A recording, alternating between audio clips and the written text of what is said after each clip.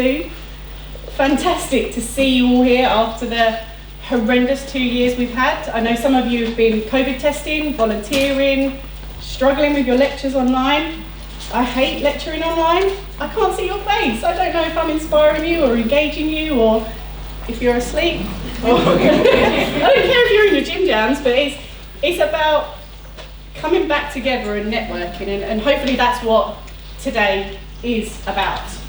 So I want to open today with a thank you. Thank you for coming down. We're going to be talking about some of the different careers in biomedical science, some of the things that you might want to think about, some of the things you might not have known is available to you. It's about networking, asking questions. I know there's quite a few universities here today. We've got Stafford, who else we've got? Salford, Gloucestershire, York, St John. Anyone else that I've not mentioned? Essex, yes. Anyone else?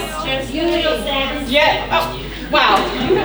It really is great to see that you've used your own time to come on down and to just find out a bit more. It is a competitive field, so it's really about finding what you want to go into, what's available to you, thinking outside of the box, and networking. I'm going to be saying networking all day, so just get used to it. So yeah, we've got a really packed schedule ahead, so let's get started. So for those of you that might not be aware, the IBMS, or the Institute of Biomedical Science, is the leading professional body for biomedical scientists, support staff and students. There are thousands of members and it's worldwide and it's growing. And these three values really underpin what the IBMS and what I actually believe the IBMS stands for. So support in terms of qualification and standards, progress, training and promotion of our profession. And I say our because we are all in this same profession in biomedical science. And talking about promotion, the IBMS is the voice of the profession. Some of you might have seen in the media over the last couple of years our past president, Alan Wilson, or Dr. Sarah Pitt speaking on the news, on the BBC, about who we are and what we do. So often, at the beginning of the pandemic, it was thought that perhaps it was medical staff that were doing all of the COVID testing, but no, it was students, it was biomedical scientists, it was laboratory support staff. We're here, and the IBMS is trying to be our voice. So I said we've got a really packed schedule, and I'm really going to try and zip through all of this. You might find this schedule changes up a little bit. We're just going to run with it as if it was planned. We have got a very quick break at 2:30, 10 minutes. But we've got a bit of a meatier break a little bit later on at 20 to 4. Crucially, tea and coffee is going to come to us. And I'm looking at my colleague because hopefully it definitely is coming to us. And that means you really get an opportunity to mill around, look around, chat to each other. Come and chat to me. I'll be here. I'm more than approachable. Some of you might know I'm on Twitter. Hashtag IBMS chat. We'll go into that. You can find me. Come and chat to the panel. Today is really about you, finding out what you're interested in and what the options are available to you. Just want to really briefly just capture some of what today's about. So it's networking, asking questions, career advice, and learning something new. It might be that you didn't know that there are so many different varied careers in biomedical science. Really briefly, want to touch on the IBMS student membership. This is a fantastic opportunity to get involved with the IBMS. For me, it's about engaging in a network. It's about being eligible for awards and bursaries and discounts. So the IBMS do the fundamentals of biomedical science textbooks. I don't know if any of you have seen them. They do a microbiology one, a virology one. I use them. I use them in teaching students, I use them in training support staff in the laboratory. They are really nice texts. I'm not on commission. You do get discount with the IBMS student membership, and I really do recommend these textbooks. It's £12 per year. You can do this online. Just direct you to the IBMS website, which is ibms.org. So, for those of you that might know me, I'm going to plug IBMS Chat. This is an online platform that meets on the first Wednesday of every month on Twitter, 8 PM to 9 PM. And this is a massively, I really can't stress, a massively inclusive network. It really doesn't matter geography, your specialism, your years of experience, a student, a consultant, a biomedical scientist, overseas. We'll come together and we'll discuss a loosely set topic, but then you can ad-lib and you can throw out questions. I've got this interview coming up.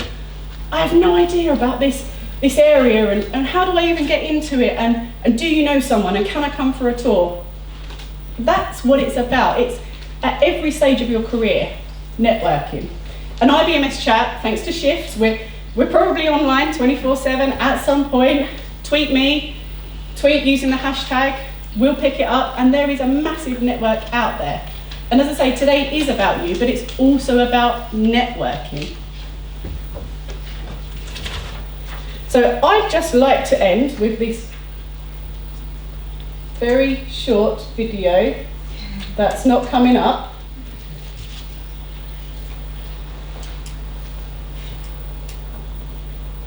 Yep. Just to give you a flavour of some of the opportunities in pathology.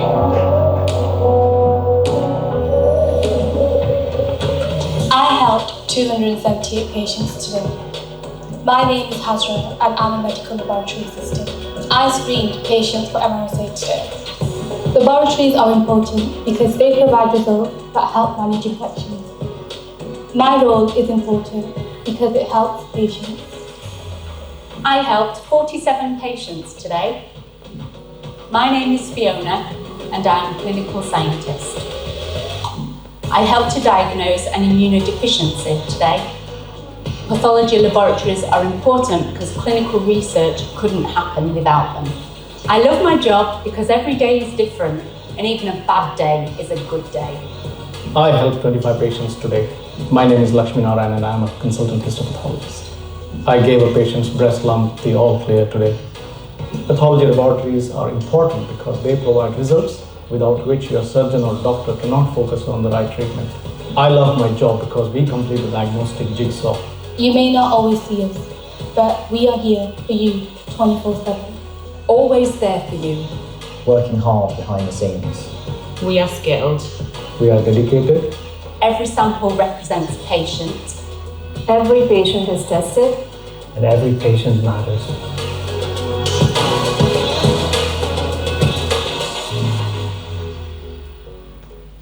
So I was actually part of the working group that created this video about trying to inspire our workforce and just show you some of the roles.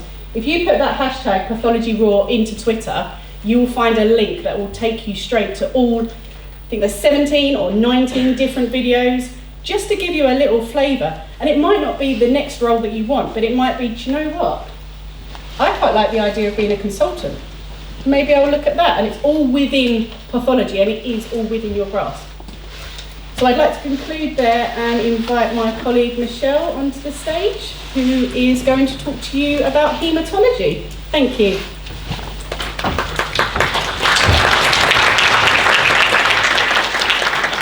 I've put 10 minutes on my timer. Cherie said 6 to 10. 10 minutes of haematology. How can you start?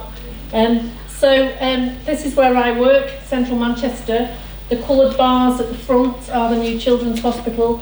The bars going blue behind the St Mary's Women's Hospital. Behind that you can see the yellow bars of the Eye Hospital. What you can't see sprawling out behind that is the adult hospital. So it's a huge complex on site, and if you follow the sky bridge over the roof, you'll come down in the laboratory block on the other side. And the laboratory is the centre of the hospital, but it's actually physically linked by a sky bridge. So it's a huge amount. We have 2 of everything because we've got adults and children. So we've got 2 A&E departments, 2 stem cell transplant units, 2 hemoglobinopathy units, 2 haemophilia centres, and that they all come to the laboratory complex. So the laboratory in haematology looks after all of that. So while nobody knows who you are in the lab, nobody will ever say thank you. You're not going to get the roses and the flowers that the nurses and doctors get. You don't exist. you are 70% of the patient's notes, and you're there 24/7 in some way. So it's a key role. If you're looking for praise and thank you, you better go somewhere else.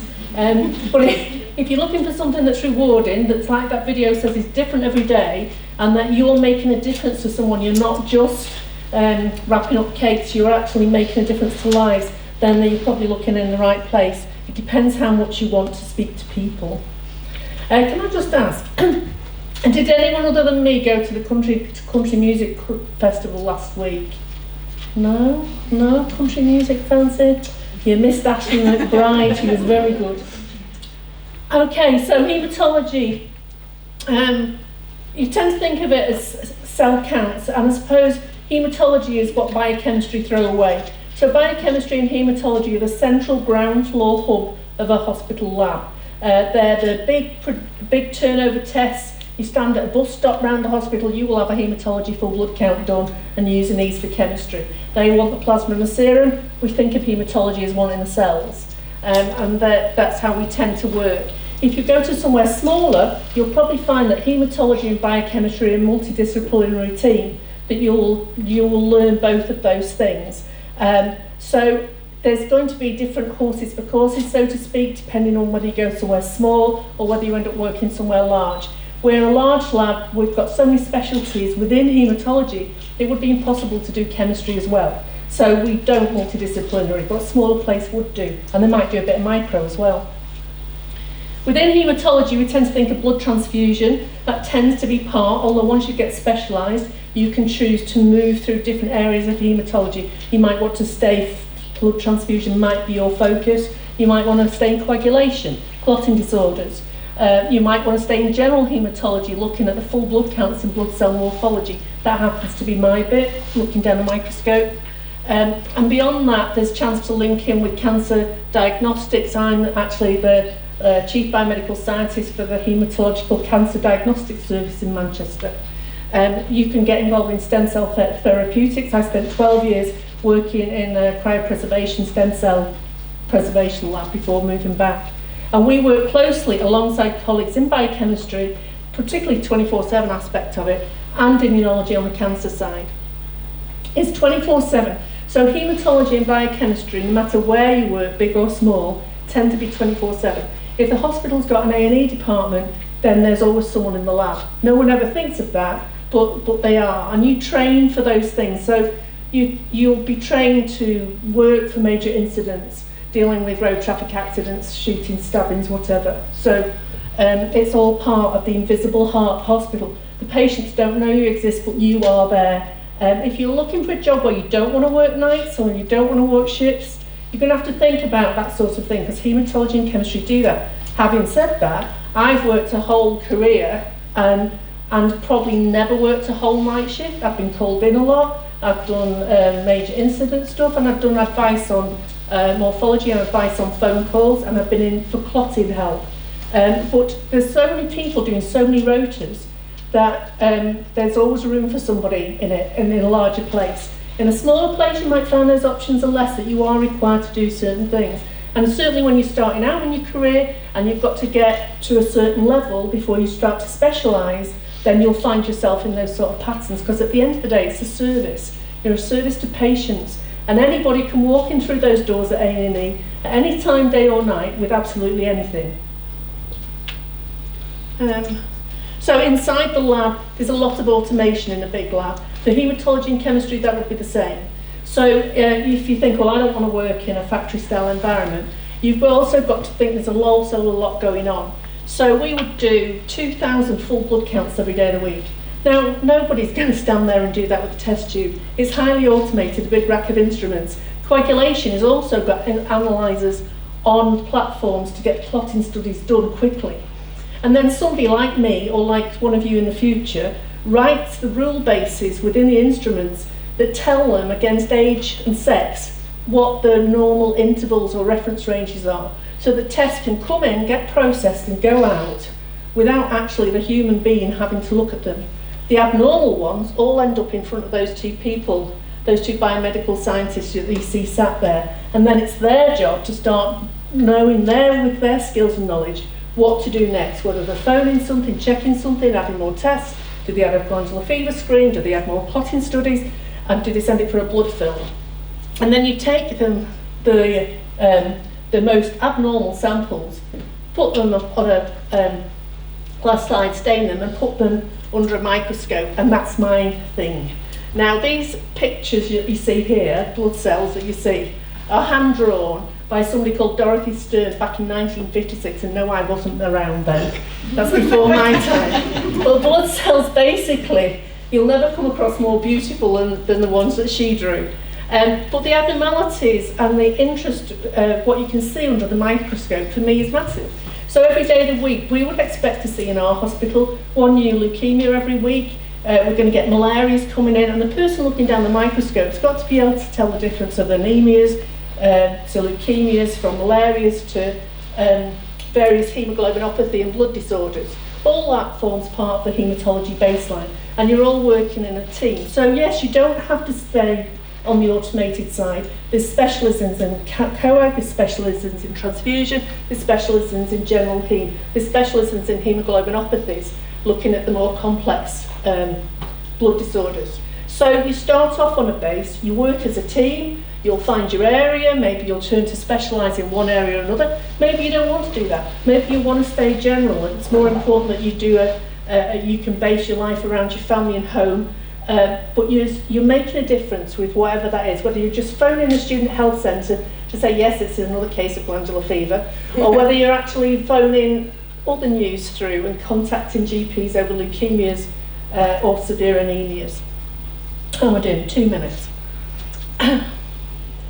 So we're there, in theory, to add value to the data and to make sure that the data is right. It's all right having the best analyzer in the world, but you've got to keep it controlled and understand when it malfunctions, understand interference substances, understand why test and results aren't always what they seem on the paper, understand the limitations of kit results that don't test everybody. We've all been going on about, we all understand about COVID test kits now, and we all know that they're not always positive when someone's got COVID, and they're not always negative when someone hasn't. That's the same for every kit test you can think of, from glandular fever to malaria. So understanding those limitations. You need to be able to describe the clinical abnormalities and sort out the relevance. Know what needs phoning, know what needs passing on, know when something's critical. Impact on patient care. You're making a difference.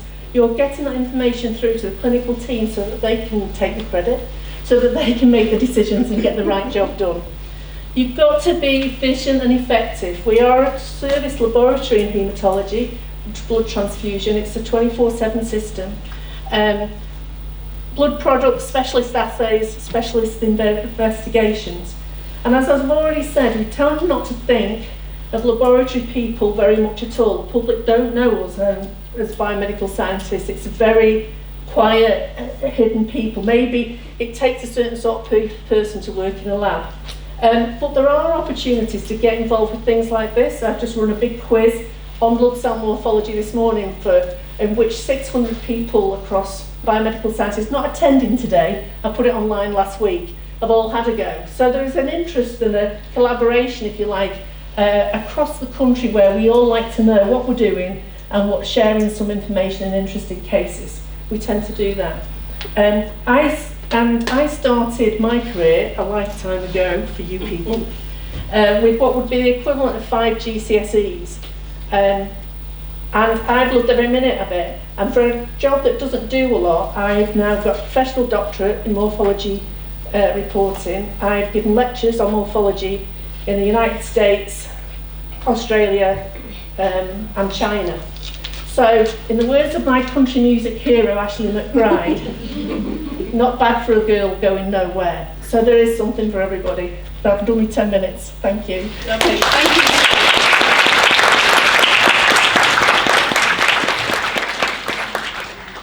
So what I'm hearing is that there's something different, there's something for everyone. And perhaps I'm going to carry that on now in my talk, where I'm going to be speaking to you about virology. And it's going to be something a little bit different, a hybrid, if you will, because I'm going to speak to you about virology and serology, because although I think of myself as working in virology, I actually do more serology, although they're very, very similar.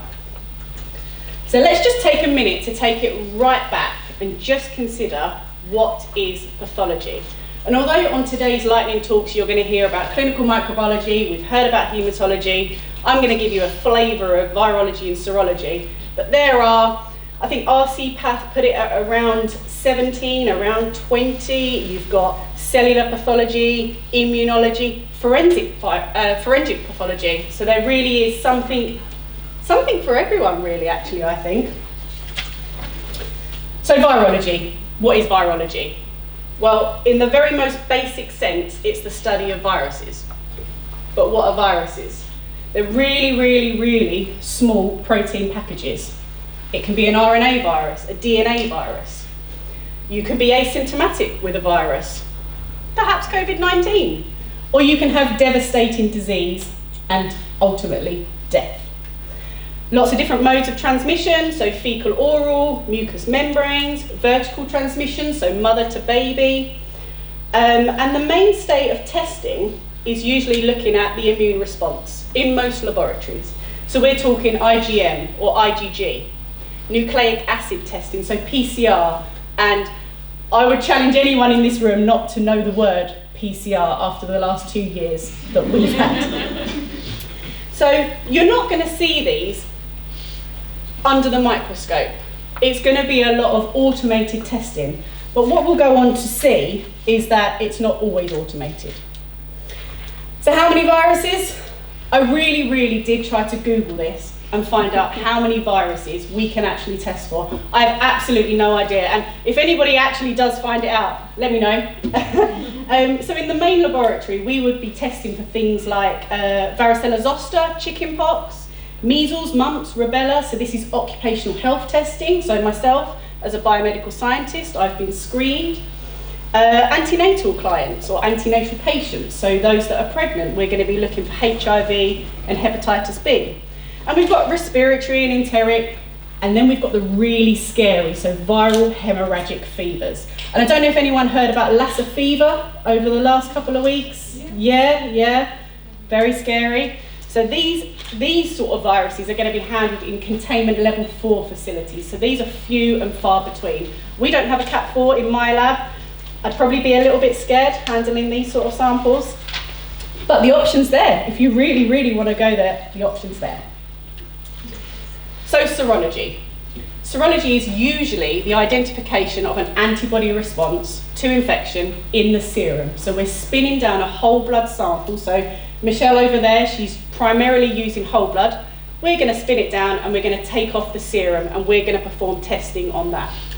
But serology is not just testing for viruses.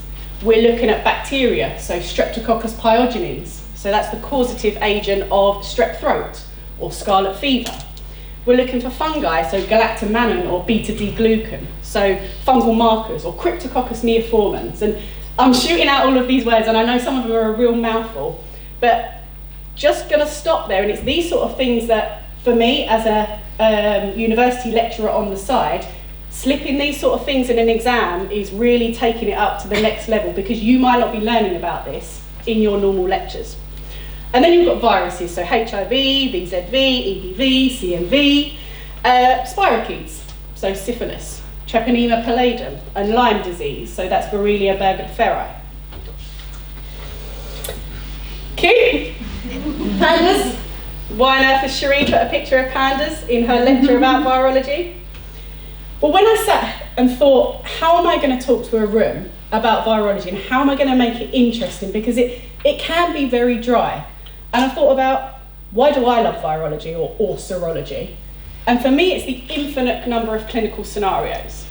So pandas, this was a particular clinical detail that I saw on a request form one day in the serology section, and I was about to perform an ASO titer test. And I saw query pandas, and I thought, what on earth is that? And I actually thought it was a bit of a rubbish test. So I thought, bit of CPD, make it a bit interesting. And I found out that pandas is paediatric autoimmune neuropsychiatric disorders associated with streptococcal infections. Bit of a mouthful again. And then I did a bit of a case study and I found out how paediatric patients present. And someone, somewhere along the line, associated these symptoms with a group A streptococcus. So this is a bacteria with a group A strep or strep pyogenes infection. Diagnosis is a little bit vague, but that's where the ASO titer test comes in. So what really happens is the patient has a strep infection, but then there's molecular mimicry. Anybody heard of that? Yeah, a little bit louder for me. No? Okay, great. So the molecules of strep bacteria initially evade detection in the immune system by appearing really similar to the molecules found in the heart, in joints, in skin, and in brain tissue. But eventually they get detected. But because they're so similar, the body then attacks all of these types of molecules. And that's when we get an autoimmune disease. And the immune system goes into overdrive, and then we get these really, really strange symptoms. But this is where the ASO test comes in. And this is why I quite like serology, because some of it is really, really hands-on. So what we're doing is a latex agglutination test. So what we're doing on this card here is we're literally just looking for clumping. And you really don't need to understand this test, but what you can see there is 3200, bottom left-hand corner, little bit of white clumping, and then the next box, there is no clumping. So this is detecting an antibody-antigen complex. And then you can visually see 3,200 international units per mil. The cutoff is around 200. And then in these patients, they're monitored over time, and you would start to see the titer start to drop. Antibiotics can treat this type of infection, but then you might need something like CBT to address some of the more psychiatric elements of this condition. So I'm just going to close with why virology or why serology. And for me, it really is the infinite number of clinical scenarios. I said right at the beginning, I have no idea how many viruses there are. And there's still days that something gets written on a form and I think, I don't even know what that is. Is there a test available for that? The number of clinical details on the request form. How does that link in with that virus or with that serological test? And what one result means for yourself will be different for you, for someone who's pregnant, for someone who's immunosuppressed, for someone who's just a member of the general public. So that's what I really want to convey, is that every day is different. And I think actually you're going to start to see a bit of a theme throughout the day. It's just really what inspires you. Thank you.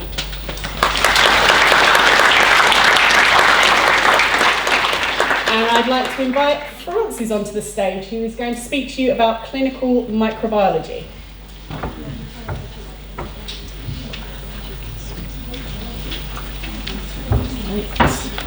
Hello everyone. I'll set my timer so I get 10 minutes as well. Thank you. So I'll get started. So my name is Frances. I'm the laboratory manager of microbiology at Great Ormond Street Hospital. I'm also a HSST clinical scientist as well. So I'm going to just talk about my story going through clinical microbiology, because I think I've seen quite a few things and have a different perspective as well, which I think is quite good to know what's out there. So I studied at biomedical science at the University of Essex. I heard some people over there. I didn't actually do a placement year. I do advise doing it, but I didn't do it. But what the University of Essex did offer me was a summer school. So I actually attended, and I had a week getting to see each of the different disciplines, and I fell in love with microbiology, seeing the agar plates, parasites. It was just, I was in love with it. So I did do a placement year, finished my degree, and then after I completed that, graduated, and then started looking for work. And I was lucky to get a trainee position. At that point, I completed the portfolio. And I was at Basildon Hospital for 3 years where I did that, working on the specialist portfolio. I then moved to Great Ormond Street, where I became a specialist biomedical scientist and completed that portfolio, as well as the MSc in clinical microbiology at Queen Mary, which is not actually an accredited degree, but they've got a new one now. So at that point, I then was appointed training officer of microbiology. Following that was deputy lab manager. I then wanted to do HSST. So went through SCP, but it's really great now that actually biomedical scientists now have an opportunity to get onto HSST. So there's that career opportunity too, which I think is really, really good. So I'm going to be a bit mean and pick. What do we think clinical microbiology is? Anyone want to have a guess? Say anything? No? Okay, I won't be me then. But I usually try and break it down into two terms. So clinical, obviously patient, treatment, management, diagnosing infection, and then microbiology. Microbiology is broken down into different terms. So I would say bacteria, viruses, fungi, parasites. Has a key role with infection prevention control. So actually when you're identifying pathogens, those results go to the infection control team. They need to actually isolate patients. They may need to put measures in place such as cleaning and prevent the spread of infection. Determine whether an infection is actually hospital acquired or community acquired. It's really important because we want to make sure patients are safe. And yeah, just treatment and management as well, because once you've ID'd an infection, you can then treat the patient appropriately, and that's the main crux of it. That's why I do my job, and that's why I like clinical microbiology, because it has such an impact. And actually identifying that bug and then being able to give the patient the correct treatment, that antibiotic, that antifungal, and that antiviral will make such a difference, or putting in treatments. And a negative result is just as important as well. So bacteriology. So when I started in bacteriology, it was really quite hands-on. We have different culture media with different antibiotics and indicators in. You usually add different sample types and incubate for certain periods of time, depending on what you want to isolate. There's a number of ways to identify pathogens, such as bacterial identification tests, such as the oxidase tests, catalase. We now have gone into the realms of mass spec, so you may have all heard of MALDI-TOF. Anyone? Yeah. So it's matrix-assisted laser deabsorption ionization time of flight. So it's actually identifying pathogens very, very quickly using mass spec and measuring proteomics. So for me, it was a revolution because it's basically improved patient care. We can get results out much more quickly. And I think what we've done that's even more impressive with MALDI-TOF is actually it's changing in terms of new innovation, such as typing CP detection, so looking for those really resistant bugs, so we can change prescribing habits. So yeah, bacteriology, and I think it's just the science of actually looking at agar. Some people might think it's gross, but I think it's really, really cool. And it's quite a skill, because the first time I went into a microlab, when I was showing different plates and different pathogens, I was like, how do you know which one is which? But it really is a skill to ID. Just to go on to the next slide, virology, which Cherie's covered. But when I started it, gosh, actually they were still doing cell culture. A lot of it's moved now to PCR, also genotyping and sequencing as well, so that we can identify link types, especially like with things like COVID. Mycology, this might look a bit gross, but every lab has their mycology expert or guru. I do a little bit of mycology, but I'll admit I'm not an expert, and we have our little guru that I'll pass the plate to and get their knowledge and expertise, and I'm just fascinated because there's so much technology out there, but it's not all 100%. There's 18 SPCR, 23 SPCR, but actually in terms of identification, it's not always right, and I found issues with that. So actually knowledge is still there for mycology, and so you always have that special person there to do that. Parasitology, I also really, really like parasites. I've seen some quite interesting ones in patients. Generally it tends to be patients who've come from abroad. You see their clinical details, and then you think, okay, they've come from this region, they may have this parasite. We had a child come from Africa who had schistosoma hematobium, and it was actually in a urine sample. When I saw that, I was just fascinated. It was just like, everyone came into the lab, we're all looking, and it's just like, oh my gosh, I can't believe this. It's you don't see it that often, but yeah, parasites are quite cool. Might be gross for some people. So what makes me love clinical microbiology? So as a scientist, I love it because every sample does have a story. I'm very fortunate in the lab that I work that we have a close relationship as a team. So as like lab manager, and when I was a scientist as well on the bench, we'd work together with the clinicians, would come and talk to us about patient stories, which is really, really key. And I also felt like a detective because, for example, if there was a patient that was rushed in, and obviously where I work now is a specialist hospital, so when a sample comes in, we really, really investigate it. We'll do additional tests to try and determine what that pathogen is so that they can be on the right treatment. And so it really does feel like detective work. Have you put the correct culture media up? What are the clinical details? Should we be looking for this? It really is. And I think the teamwork is really, really key in clinical microbiology, which is what I love, working as part of a team, because everyone plays their role, as we saw in that video earlier, which I think is really key to see. Research and innovation. I think this is quite a key part of clinical microbiology. microbiology is constantly changing. You've probably heard about AMR, so antimicrobial resistance, and it is ever growing. There is so much resistance coming about, and it's quite scary. And there's also new innovations. I mentioned MALDI-TOF, typing, whole genome sequencing, and it's all developing. And I mean, this might be an area you're interested to go into, and it will be ever changing, so there'll always be work to go in there.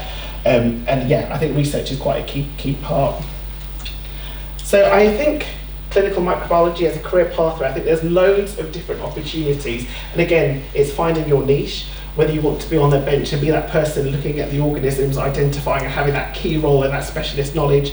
As I mentioned about HSST, it's obviously now there's that opportunity as a biomedical scientist if you want to go into that role, or whether you want to specialise in quality. Everyone plays their part.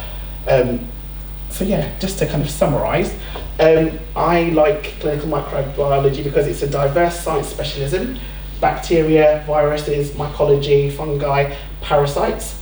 Feel like a detective because again, you're doing that clinical investigation where you're informed, you make decisions. It's a lot about thinking, and what I like is every day is something new, because a new sample will come, a new patient will come, it'll be a new investigation, and something will be completely different.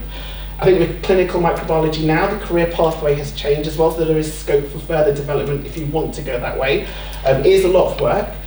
Before we used to have consultant microbiologists who are medics, but that is changing, so there's opportunity to uplift skills that way as well. That's it from me. Fantastic.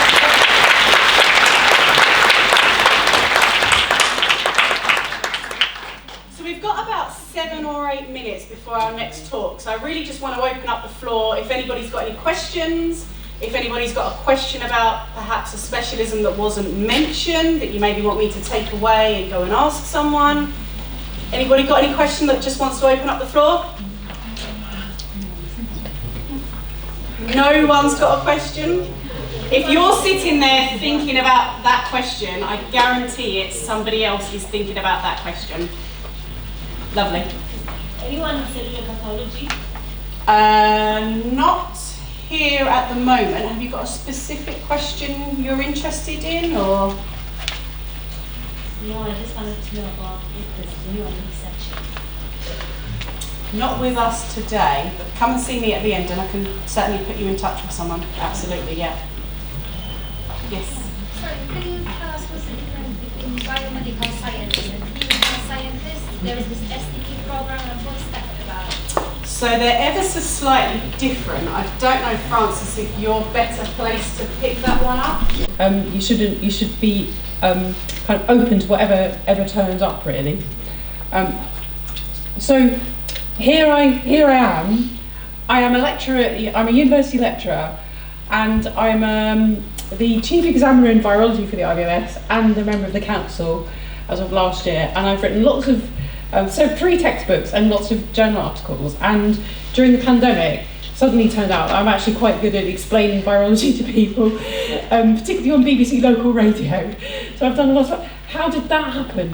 I just don't know. I'm standing here thinking, I'm not sure how that happened. So if you're the other thing that when I was sort of first starting out, I used to look at people thinking, oh, I'll never get to where they've got to. You know, look how much experience they've got. And there was a little bit of how do I get that job, but I'll never get to that point. So these, as the people were saying before, I don't think very many people have a career plan. It just sort of, if you're open, things will happen. But you do have to take risks sometimes. That's the thing I think I'll tell you here. So I've sort of broken it down in a slightly different way, but the first thing I did was I trained as a biomedical scientist. So I'm sort of trying not to make it about me personally, but this is the sort of thing that I would recommend that you do. So I'm so old that it was completely different. There was no degree in biomedical science when I started. I did my first degree in microbiology. And in fact, it was in the time when HIV was just coming along. And a bit like COVID now, HIV was like really trendy and everyone wanted to do work in HIV. All the people in my degree were like, oh yes, I'm going to go and find a cure for AIDS. And I was like, yeah, I'm not going to do what everyone else is doing. I do not. If everybody's doing something, I'm really likely to not do it. So I was like, oh, and I actually applied to do a PhD in mycology, in funguses.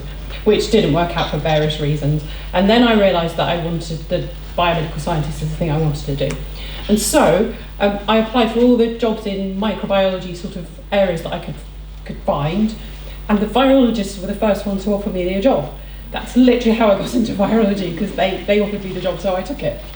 Anyway, so for you get your degree in biomedical science, and some of you might be doing a different degree, you might want to do your equivalents, but hopefully most of you are actually doing an accredited BSc in biomedical science, and then get your certificate of competence, and then get your HCPC registration. Even if you're not really sure if you want to work in a diagnostic lab at this point, get your HCPC registration, because you will always have that to fall back on.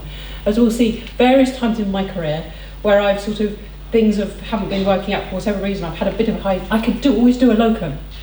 And it keeps your hand in the profession, but also you'll always have a work, you know. My husband, who's an out-and-out academic, went straight from school to university to PhD, he's actually quite jealous, because if all the universities closed and we all lost our jobs, I'd still be able to work, and he wouldn't. So it's a really useful thing to have, quite apart from all the things you'll learn from it. It's a useful thing to just have as a kind of a fallback position if you need it. I worked, the other thing that you can do, I worked in diagnostic laboratories, I worked in different countries, but as well as different parts of the UK, but what you can do with having got your degree and your HCPC registration, you can go and work in a diagnostic laboratory, as you were just hearing about. You can go and work in a research laboratory. There are research posts for biomedical scientists, and you can work in clinical trials and all sorts of things like that. And again, your professional registration will help you to get a good job in those areas, because it's a kind of, that professional standing will help to get you started on your career path. The other thing is that a lot of people think, oh yes, I'd really like to do a PhD, I'd really like to do research.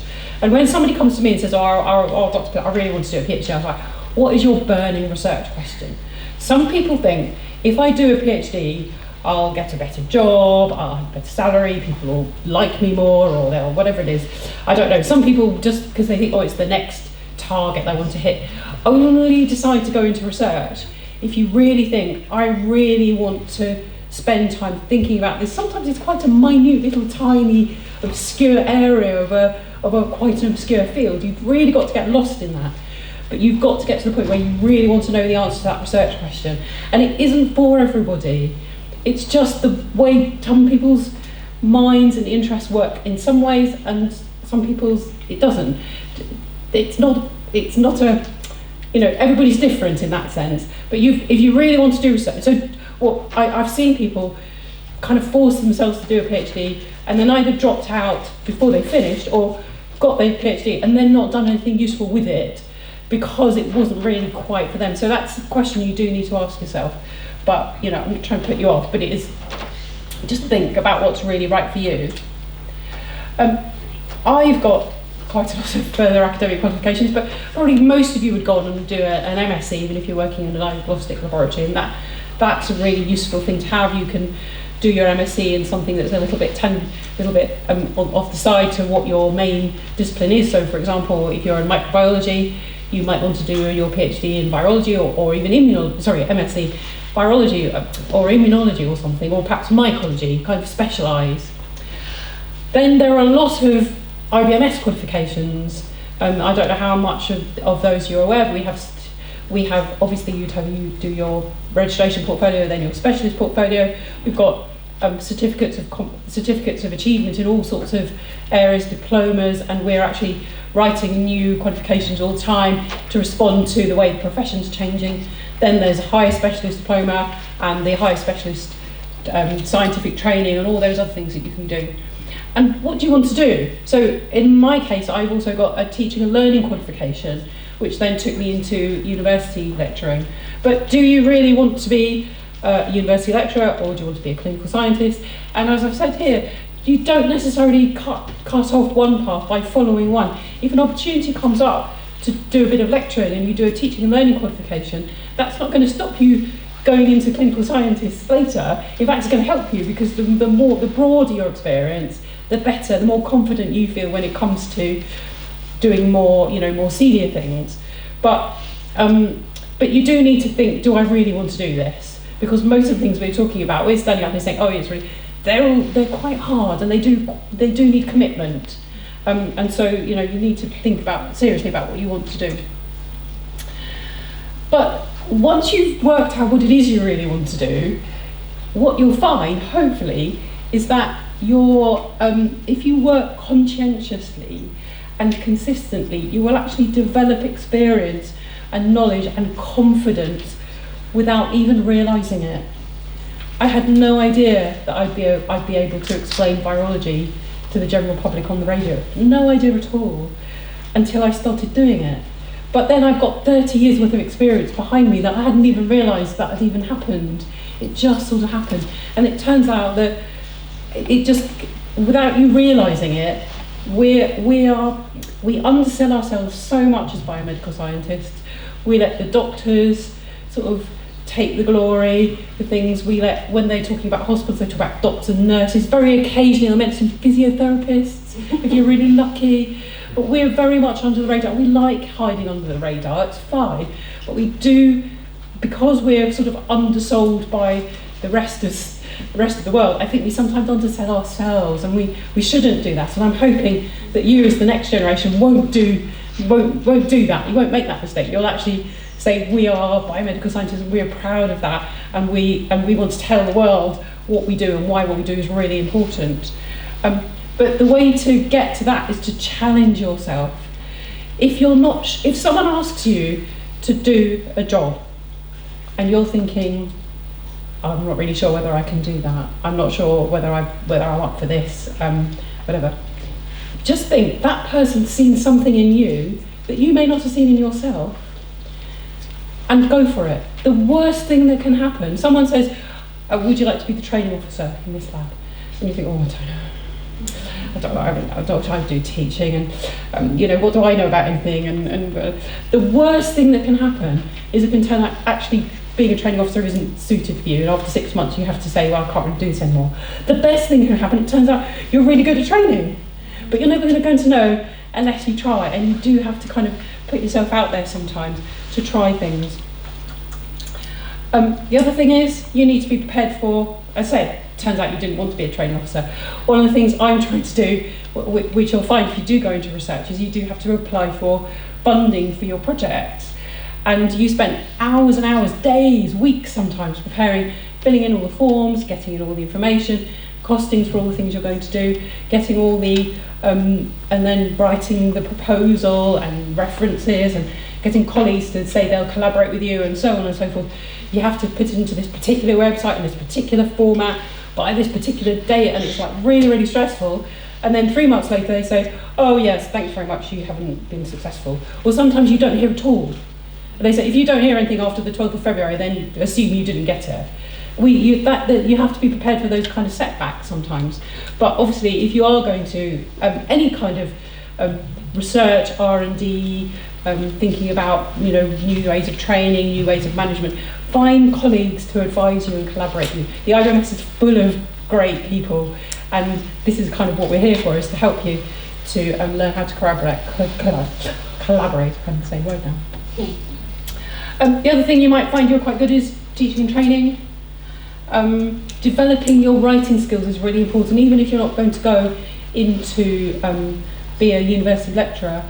Writing reports clearly and precisely and concisely for other people in other healthcare areas is really important. So that's something you can practice by writing articles for the Biomedical Scientist magazine. Start there, or Pathology in Practice, and write up your papers for the British Journal of Biomedical Science. Support your professional written magazines, and just try it. Try explaining things. If you can explain something to your granny, that means you probably understood it yourself. And if you can't, it means you probably didn't, and you need to go back and have another go. The other thing is, as the previous speakers were there, they're really enthusiastic about their subjects. And if you ask me about microbiology, I'd probably never stop talking. Be really interested in your subject. And again, as they were saying earlier, you might take a few goes to find out what really interests you, which you might change disciplines a couple of times. But once you found the one that really suits you, just put all your heart and soul into doing your best. That's the way to go. That would be my advice, really. So how you can make something happen for you, whatever that's going to be. My career has been really odd, really kind of, I wouldn't say it's quite unique, but it's been really strange. Get your IBMS registration, your HCP registration, sorry. Be involved in the IBMS. The IBMS is only as good as we make it. It's for us. Don't sit on the sidelines and say, oh, the IBMS never do anything for me. If they're not doing something you think they should be doing, get involved and try and influence them from inside. That's what we've all done. Be honest and realistic about what your strengths and weaknesses actually are. So don't be afraid of putting yourself out there and getting a setback. But then when something doesn't quite go as you thought it might go, think, oh, okay, why was that?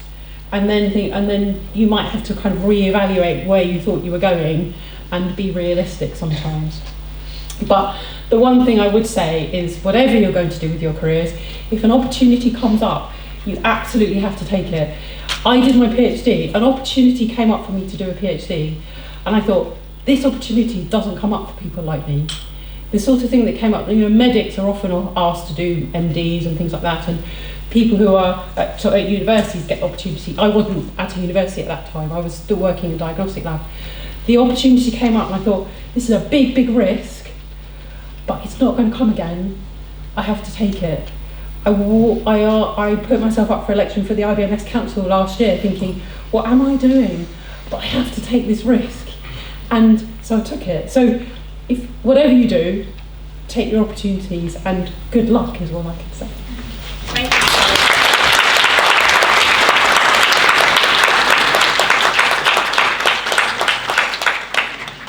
So we're going to move on to marketing and sales. Neil? Well, sort of. Lovely. Come on.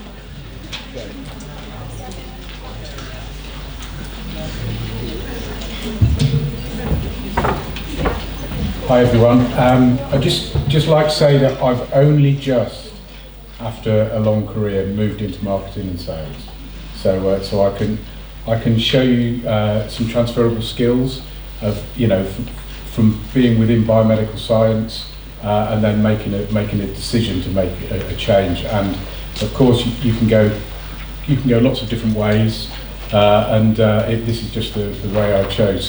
So I commenced my career way long ago in 1983, I think it was, as a biomedical scientist in the Royal Army Medical Corps. Okay, so that gave me the skills first to be a soldier and also to be a biomedical scientist. So as well as doing multidisciplinary biomedical science at the time, we didn't separate into hematology, biochemistry, histology, microbiology. So it was all in together. So you became like I say, a jack of all trades. But I like to think that we knew a lot about all subjects because the training was so long and difficult. But yeah. So as well as being a biomedical scientist, in your local hospital in say in Cambridge or something, I could go and be a biomedical scientist in Brunei, in Belize, in Hong Kong, in Germany. So that opened up a big area. And I know the next person's going to be talking more about the military, but I spent 15 years there, and then I moved into the public health laboratory service. So I've been a biomedical scientist for my whole career, but I've never worked in the NHS. So it just shows you that there are different avenues that you can go in. So I moved into public health. So I was in a public health laboratory service, which is now the UK HSA. It's just changed from PHE last year. I left last year from PHE. And when I was in that service, I started off as a junior, and I worked all the way up to the lead microbiology public health scientist in the UK. How I did it, I have absolutely no idea. I blagged it. I tell you what, I just blagged it. I started my career, I was dyslexic, and I thought, people told me, oh, you're never going to do anything. Well, smash through those glass ceilings, guys, because there are lots of opportunities there, and you just got to take it. You just got to go with it. Okay, so just one little area that I worked within while I was in the PhD was in 2014 with the Ebola epidemic came along, and it just so happened that because I was in the military, I'd got military skills. Because I was in PhD, I'd got microbiology skills and public health skills. And so I was asked, will you go over to Sierra Leone and set up and lead the setup of the containment level 4 labs? And of course, I said yes. You had to volunteer, but I was kind of coerced into volunteering. But of course I was going to say yes, because I got an unusual skill set that I could take because I was having to talk. We had to talk to the military over there, the civilians over there, and we set the lab up from the African bush. The first thing I had to do was get water, so we had to dig boreholes, electricity. So we didn't go into labs; we had to build the labs. Okay, so there's lots of different areas that you can work within public health and biomedical science. It doesn't necessarily. You don't have to be, stood in a lab pressing a machine or turning an agar plate over. Okay, so anyway, so I did my work over in Sierra Leone for a couple of years, came back to the UK and was just starting to slow down, thinking I've done enough now, and coronavirus hit. Okay. So I was heavily involved with setting up the coronavirus testing around the labs around the UK, and then I moved over to the more research environment of COG UK. Has everybody heard of COG UK? So all these variants. Yeah, all the genomics. Yeah, so all the variants that have come out, it's basically COG UK have identified those variants. So we were running the genomic service across the UK. So did that, and then I decided, right, enough's enough. I've had enough, and I thought, right, I'm going to retire. So I was old enough because I've had a long career, and I thought, right, I'm going. I left in August. About 3 weeks into August, I thought, God, I'm bored. I've got loads to do. I've got loads of skills that just getting out on my motorbike every day gets a bit boring, And I thought, winter's coming. I need to get myself a job. So I went into sales and marketing. I am working for a pro lab and medical wirers, helping them as a scientific advisor. So I don't necessarily do the sales, but I help train the guys that go out and do the sales, and I happily go out with them. So it's a world that is the importance of sales and marketing over the last 2 years has just been immense. I mean, if we didn't have these sort of conferences where you interface your scientists with your sales and marketing team, you wouldn't have the relationships to then be able to hit with the pandemic, because it's hurt them as much as it's hurt you guys, particularly you guys in molecular and virology and microbiology that have probably been working very hard over the last 2 years. The science community, the sales and marketing community have also had those issues of having to scale up. Companies have grown overnight. They've been given loads of extra money to help support the pandemic, and now we're just going into a period where it's coming to an end. What do I do with all these extra staff and things like that? So you have to think about how you can realistically move it on.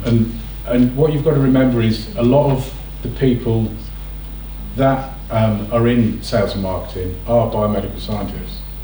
They may not have been up the bench for a while, but they are biomedical scientists. So you shouldn't just assume that they're a salesman. If anyone called me a salesman, I couldn't sell anything. So, and I don't ever want to in that respect. But it's a fantastic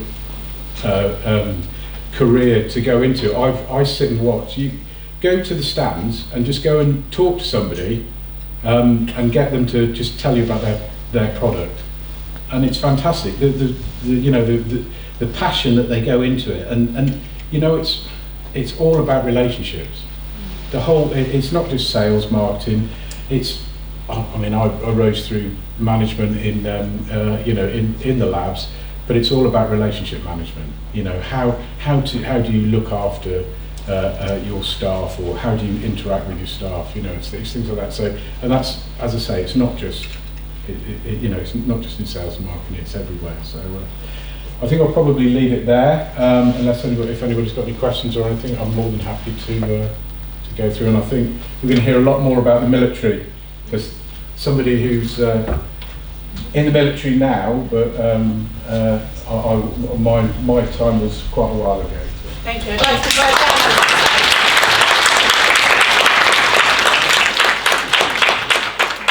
How are you? You're all students, yeah?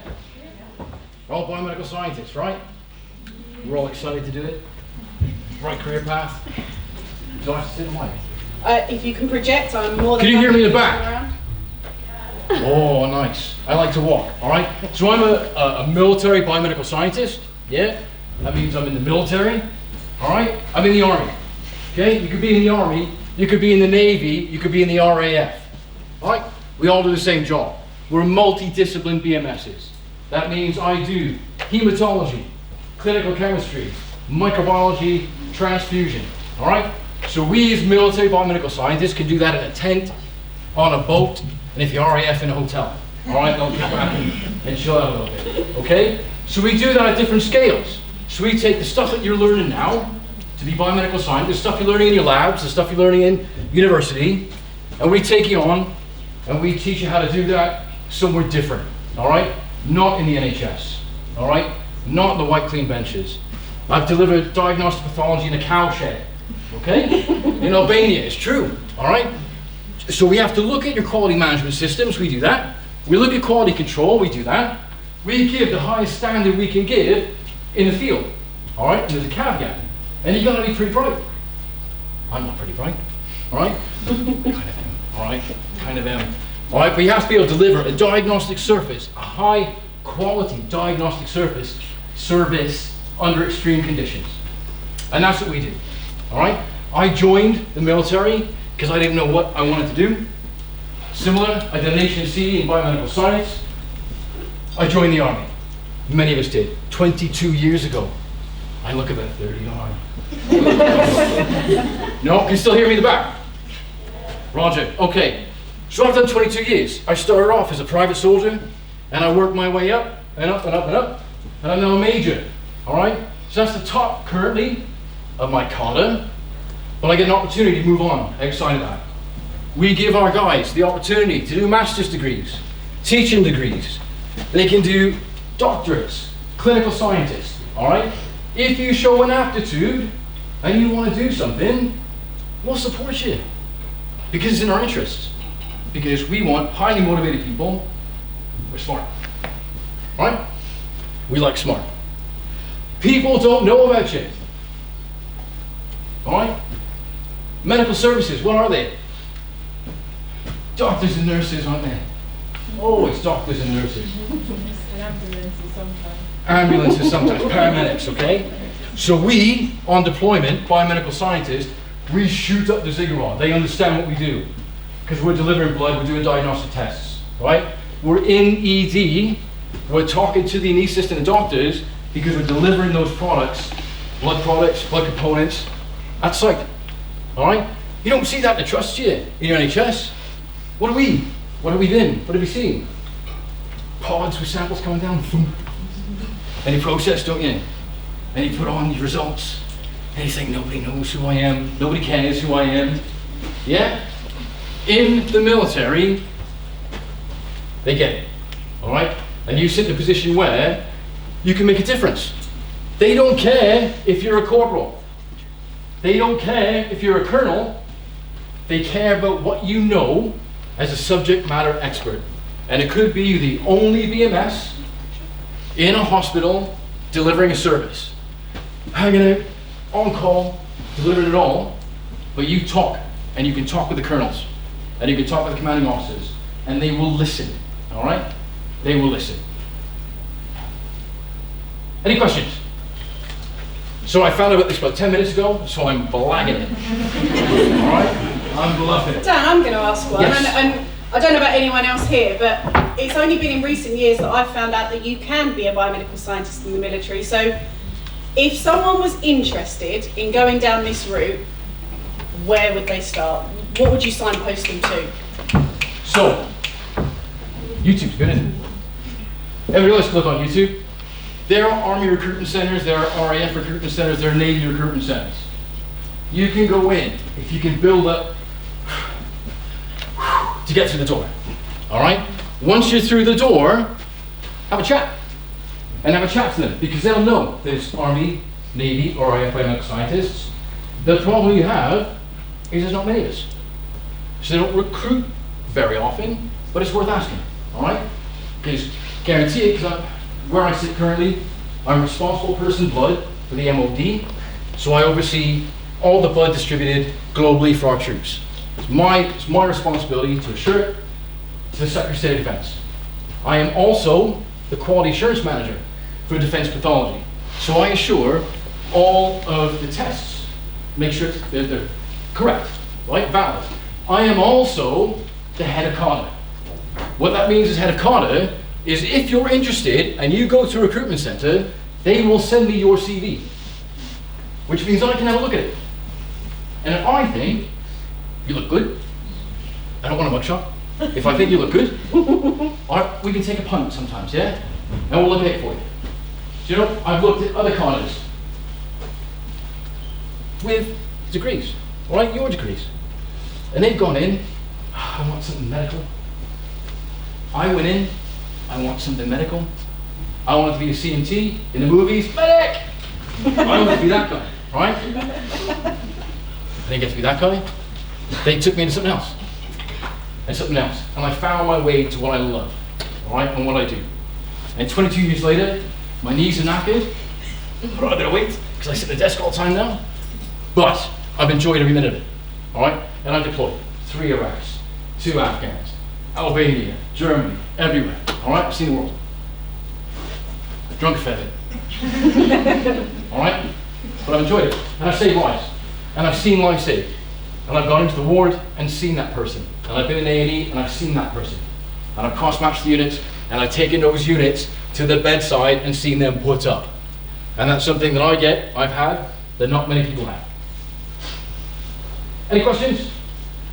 And do you have to have a certain level of experiences to apply?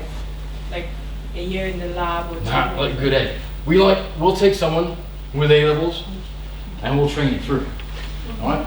We'll take someone with an HCPC registered degree and we'll get you accredited. All right? We'll take you with a doctor. I had one doctor arrive. It was a doctorate in food technology. So she was doctor private at one point while we got her banged in the shape. All right? It's you we're after. It's the drive and the intellect and the wanting to make a difference that we're after. All right? If you come to us, we'll try and get you however we can. You got an interview. All right? Anybody's got an interview for a job. You sit in front of me and you tell me about yourself. Okay? That's what we got. Any other questions?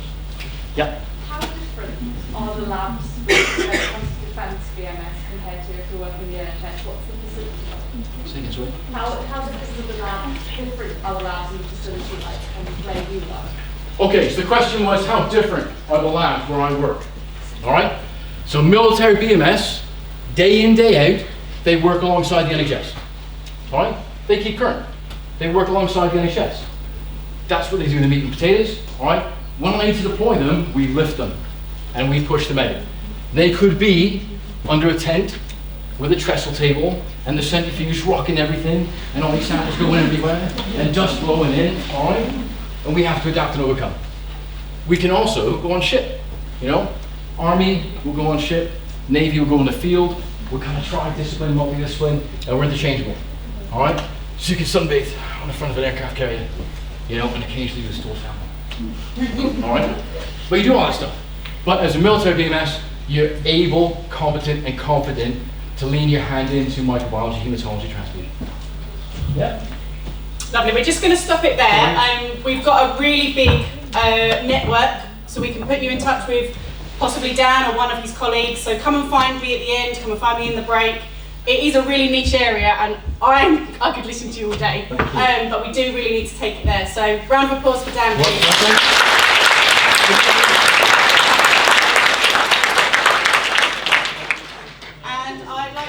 Wendy up onto the stage. Thank you. Wendy is going to be talking to you about training. And then we're going to have a really brief break at the end. I'm really conscious that we've got a really packed schedule. Some of you are waiting for coaches at the end of the day. We are going to claw it back. We are going to have a proper break in a bit. Thank you. Thank you, Wendy. Hello. Right. So apparently I've only got 10 minutes. So might be quick.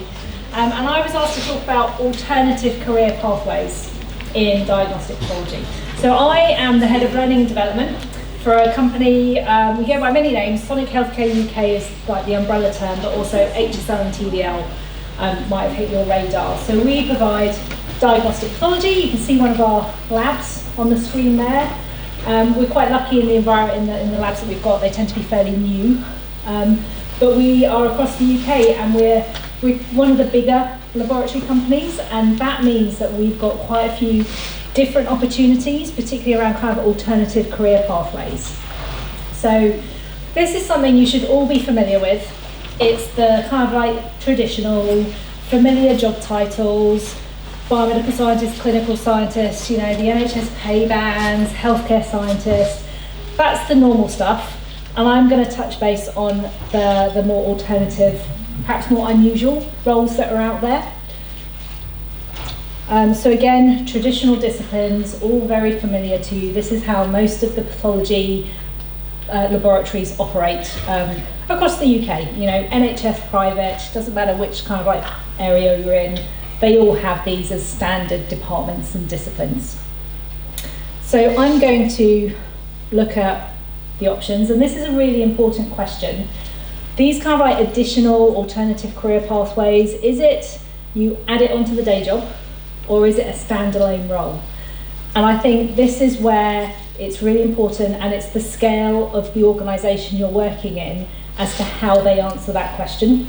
Again, traditionally, a lot of laboratories will have these roles added onto day jobs, like existing roles.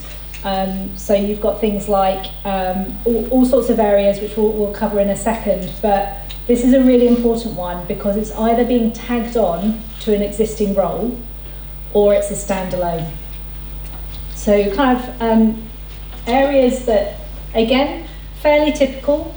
Health and safety, you'll find each lab has a health and safety rep, has a quality manager, has, you know, the training lead.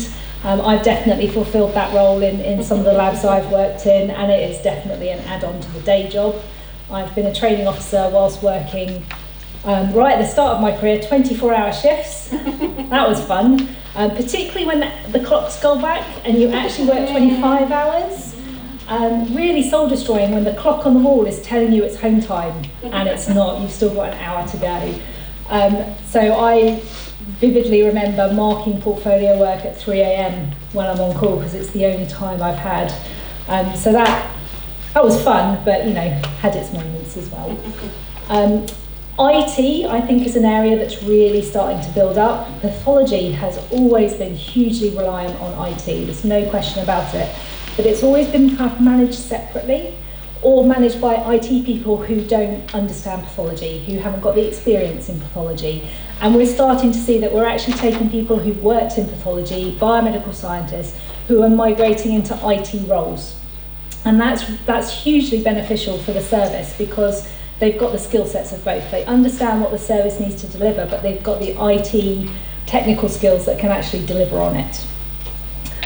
Operations, probably we tend to call it operations these days, but it's management. It's being a lab manager. It's taking on those people management roles. And when I was working in the laboratory, that was kind of the route for progression. You got up to your senior biomedical scientist where you could be your quality lead, your training lead. The only next step was lab manager. And I love working with people. I love dealing with people. Don't like managing people. I didn't go to university and study really hard in biomedical science to become a manager, and that wasn't a route I wanted to do. So I kind of carved my route in training, and I very luckily ended up as the head of learning development, so I've really been able to kind of like stay in the field I wanted. But that is again a skill set. Management is not something we're trained for. When you've all done science degrees, you've worked in biomedical science, that's where your background is, and then you've got to people manage, and that's a very different thing. And as a result, you can have some bad managers out there, and it's really unfortunate, but it's because we're not training people up to have that right skill. And then finally, research. We've always done research. There's been lots of research going around, but again, it's always been added onto a day job. And if you're in a particular lab that has a focus on research, that's where you can have those kind of standalone roles and really build that up. So again, that's still familiar support areas. They're definitely routes for avenues, but they do tend to be add-ons to day jobs, typically, unless you're in a bigger organisation. So we have a quality management team whose sole job is quality management. We've got a health and safety team. They're focused on health and safety. And when you start building in these kind of like standalone departments, that's where you get a bit more flexibility around it and who can go into those roles. And you can really start going outside the box a little bit more and kind of like pulling in people that perhaps wouldn't necessarily fit into the laboratory biomedical scientist role. So there's two areas I want to spotlight as areas that I think are up and coming, really interesting, and I think is kind of like worth a thought across it. But I will just kind of like just be aware that we're quite unique in Sonic Healthcare at the scale of the organisation, which has allowed us to build up these teams. So just be aware that they're not necessarily going to be available across the board. So we've got engineering. And this is our engineering team. We're very unusual in having an actual standalone engineering team to support the analyzers and equipment that we use within the business. We have a building called the Halo building, which is a very tall building in London. And have any of you come across a track system? Do you know what that means when I say, analyzers work on a track? Yeah. Anyone don't know it? Because I'm very happy to explain it. Excellent, I'll go over that. So, analyzers are typically standalone.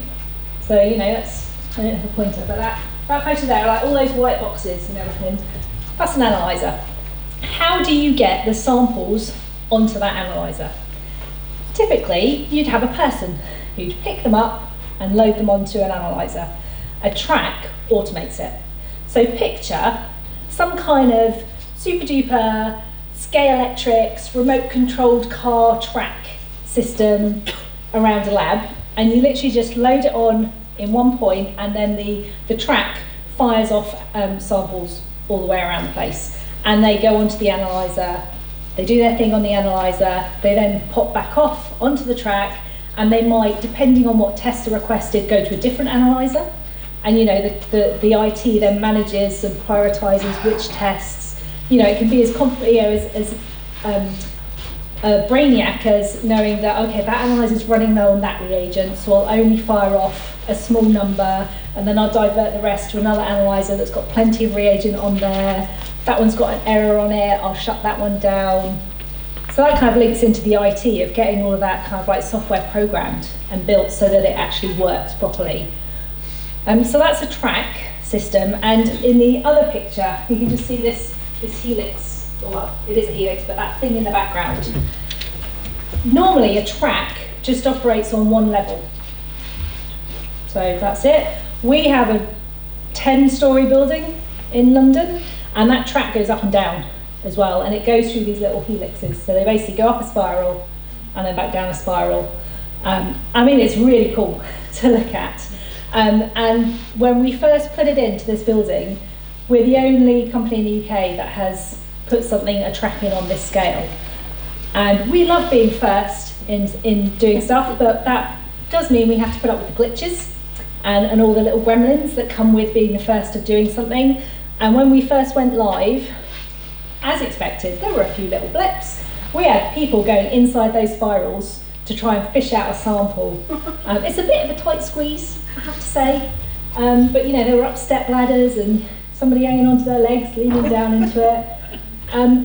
But you know, it became really, the track became its own thing, and we suddenly realised that instead of it just being like all the laboratory scientists and the support staff who would normally just manage quite a small track and it'd all be fine, this was actually, in order to keep it ticking over and running, we needed a team who knew this track inside and out. And that's where the engineering team started, with the formation of this track. But that role has expanded, and now they are the first point of contact for all the analysers. So in a lab, if an analyser goes wrong, you pick up the phone. I mean, you do some basic troubleshooting, but then you pick up the phone to the company and say, it broke, don't know what to do, please can you come out and fix it? And they'll send an engineer out. And that normally was where the engineering role existed in pathology. You would go and work for one of the kind of companies like Abbott or Sysmex or Siemens, and you would know your particular company's analyzer, and your job would be to fired off to all sorts of labs all over your area and go fix them. We started building up our engineering team to have that same skill set, and we worked with the companies that the analyzers we have, and they got additional training. So they can't do everything, but they are on site and advanced troubleshooters to be able to fix all the analyzers that we have in our laboratory. So we have definitely seen this team grow in skill and in size, but also in the kind of like the importance that we view them.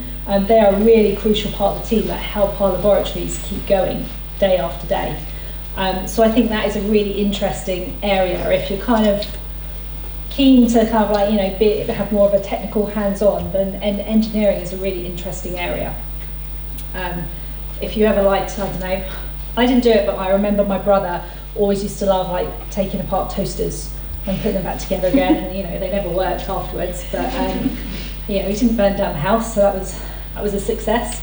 But you know, if you're interested in those kind of things, that might be an interesting pathway to go down, while still being in the biomedical science field, still being involved in those kind of patient pathways. So I thought that was an interesting kind of area to showcase as an alternative pathway. And the other one I want to flag is data. Data is everything. Big data, you know, there's huge amounts. There's a lot of kind of like looking at big data to see how that can inform treatments, patient pathways, streamlining, efficiency, all sorts of buzzwords out there. In a kind of, how do you apply that and how does that work in pathology in an actual role? We have a business intelligence team, and their sole role is looking at how data can be put in a format that helps the processing, you know, the lab processes, the operation, the day-to-day working of a laboratory. There's lots of different things out there. We use Tableau as just a piece of software. It's basically a data visualization software that can take data from all different data sources and make it look pretty. That's essentially what it does. And I have some pretty graphs on the screen to show you. The front one is my favourite. It is my table. It was set up for my report, and I picked the colours because I thought they were pretty. But that is a really important area, and it's all sorts of things where you can monitor turnaround times of your samples. So you've probably seen, I don't know, on TV, you know, Casualty or, you know, whatever TV shows on there, but they'll have like waiting times on a big screen. So-and-so's about to breach their 4-hour waiting time in A&E, all of those kind of things. We have all of that stuff in the laboratories around samples. You know, it might be that we've tapped these reports into our laboratory information system, and you know, so-and-so's sample was booked in 32 minutes ago, it's now breached our 30-minute turnaround time, so it kind of flags up. You can monitor maintenance of analyzers. That analyzer hasn't had its maintenance ticked off today, you know, and it's big flashing on a flat screen in the laboratory. This particular report at the front is my training data.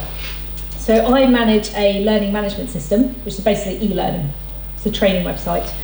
And I have certain courses on there. Mandatory training. Mandatory training is never an exciting area. You never get people excited about doing their mandatory training. GDPR is what it is. But it's a necessary evil, everyone's got to do it, and I spend my life nagging people to get their mandatory training done. So I built a report to just see the kind of engagement around these courses. And here and here, so these two bits, you can see they start here. They were new courses that I created and they were set as mandatory and we had to do it. So you can suddenly see the flurry of activity and then it tails off. And you can kind of also see that there's kind of like peaks and troughs which normally like fit in around holidays, maybe weekends, shift patterns. And I find that quite useful to see the kind of engagement, what course is perhaps a little bit more popular than the other. Do people, when we're predicting kind of like in future, did everyone do it all in one go, which means they're all going to expire again, you know, in a year or 2 years' time. Helps me plan ahead whether I should do any kind of like comms out to remind people that there's going to be an expiry coming up. So there's a huge amount of work about connecting different systems, quality management systems, LIMS systems, training systems, and then kind of like putting that all together and working with the laboratories to display that information in a way that helps them do their day job. So that again is, I think, a really interesting area that perhaps isn't your typical role that's available around. I just want to, hopefully those are the two areas that I really wanted to spotlight, as I personally think are interesting. But I do want to just give you a word of warning. HCPC registration is not going to go anywhere. So if you want to be a biomedical scientist working in a laboratory, you've got to get your HCPC registration. If you kind of like, because the engineering roles, the data roles, you won't necessarily have to have HCPC registration to do it. So that's what I was saying about kind of like, we're allowed to be more flexible, we can widen the pool of people that we're recruiting into. That's really great for us. But if you kind of end up working as an engineer, looking after these analyzers, but at the back of your mind, you're just like, this isn't really what I want to do. I want to be authorizing results. I want to be the other end of it, and you want to be a biomedical scientist. That's fantastic. But I really didn't want anyone to think that this was like a way of bypassing HCPC registration. Unfortunately, that is not an option. If you want to be a biomedical scientist, you've got to get your registration. So I just wanted to put that word of warning in there just to make sure I didn't mislead you on anything. And I feel like I've chatted very, very quickly and thrown a lot of information at you. But any questions?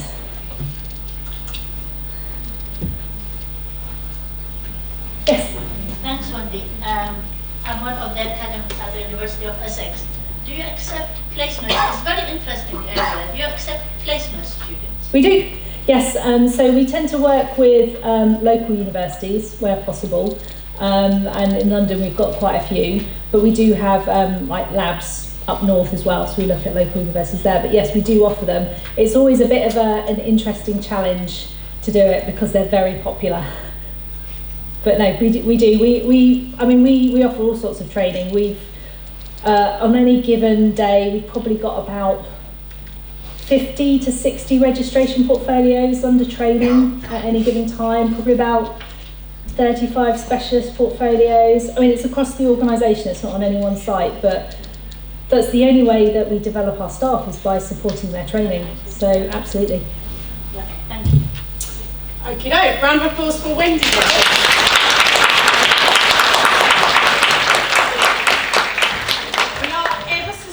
Running over, but I'm conscious that we've been sitting here, sat down for a while, so if you want to go and take a quick comfort break, please don't go far, and we'll start sharp in 5 minutes. We do have a bigger break a little bit later on. Thank you.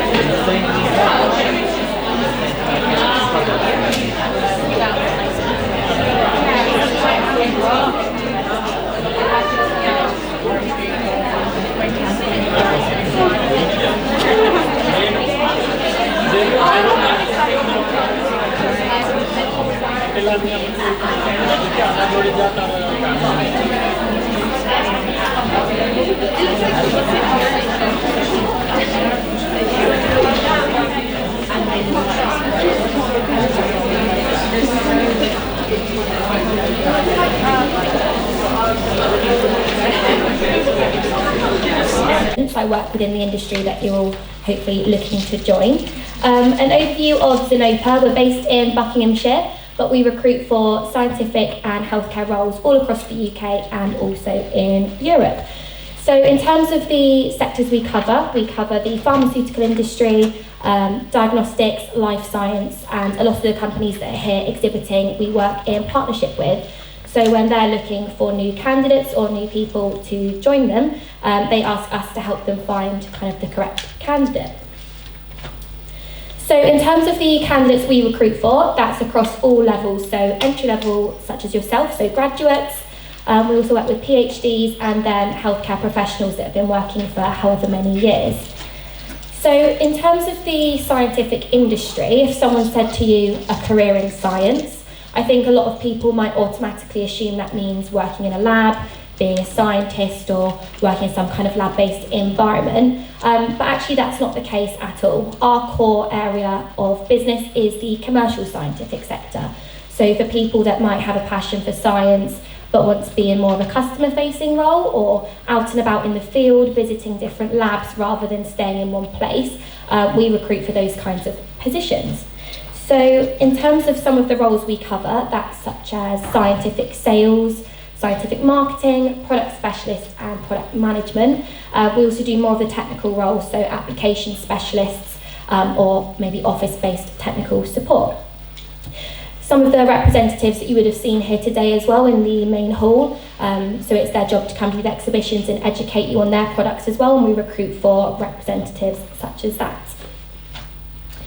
So in terms of the opportunities available to you upon completing your studies, there's obviously a lot of different routes to take, so I'm just kind of here to make you aware of some of the other options available.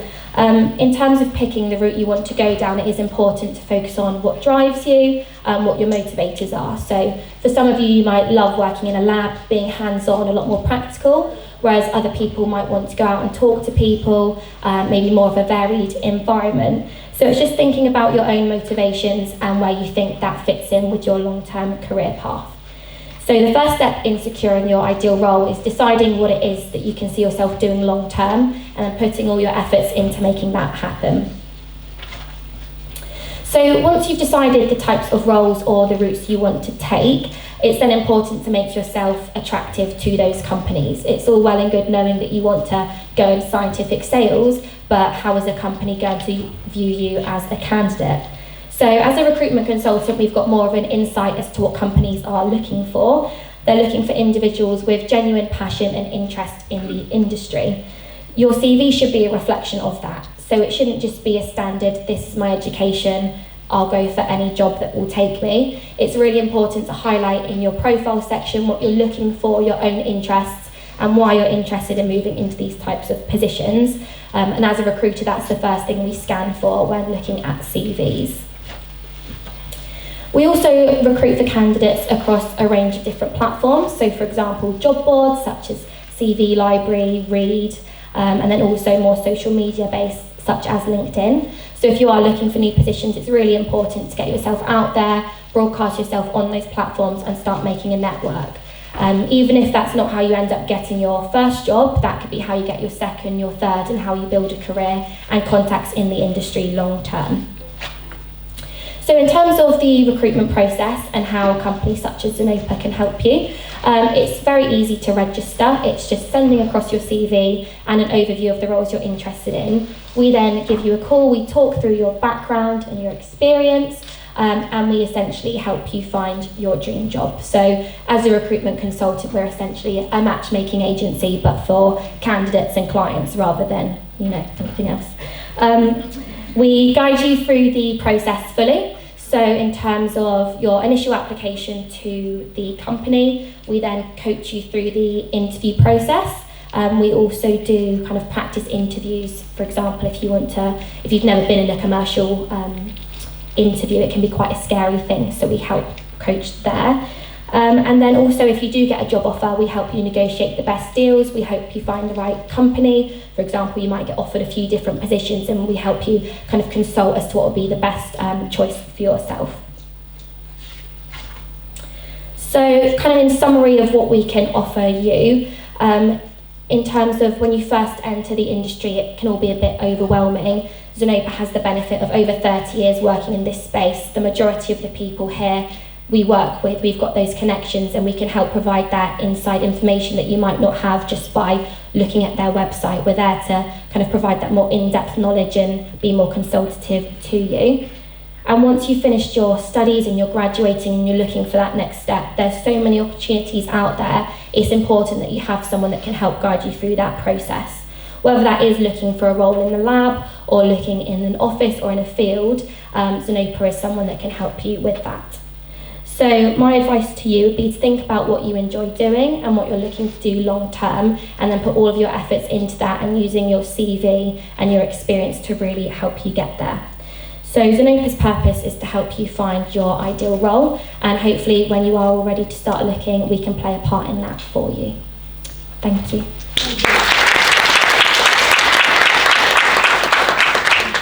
I don't know if there's any questions or anything. So I've got a question. How would somebody contact Zenopa if somebody's listening thinking, yeah, I need help, I need a few links, and how can I get into that? How would they get in touch with Zenopa? So we do have a stand here today in the reception and kind of foyer area, stand R9, with big red Zenopa on the board, so we're easy to find. I'll be here as well if you want to grab me, and we can give out some business cards. But if you are interested, just grab one of us and we can get you in contact. It's really simple, just drop us an email, and then you never know, we could get you your first role in the industry. Fab. Any more questions? No? Great, lovely. Thank you. Thank you.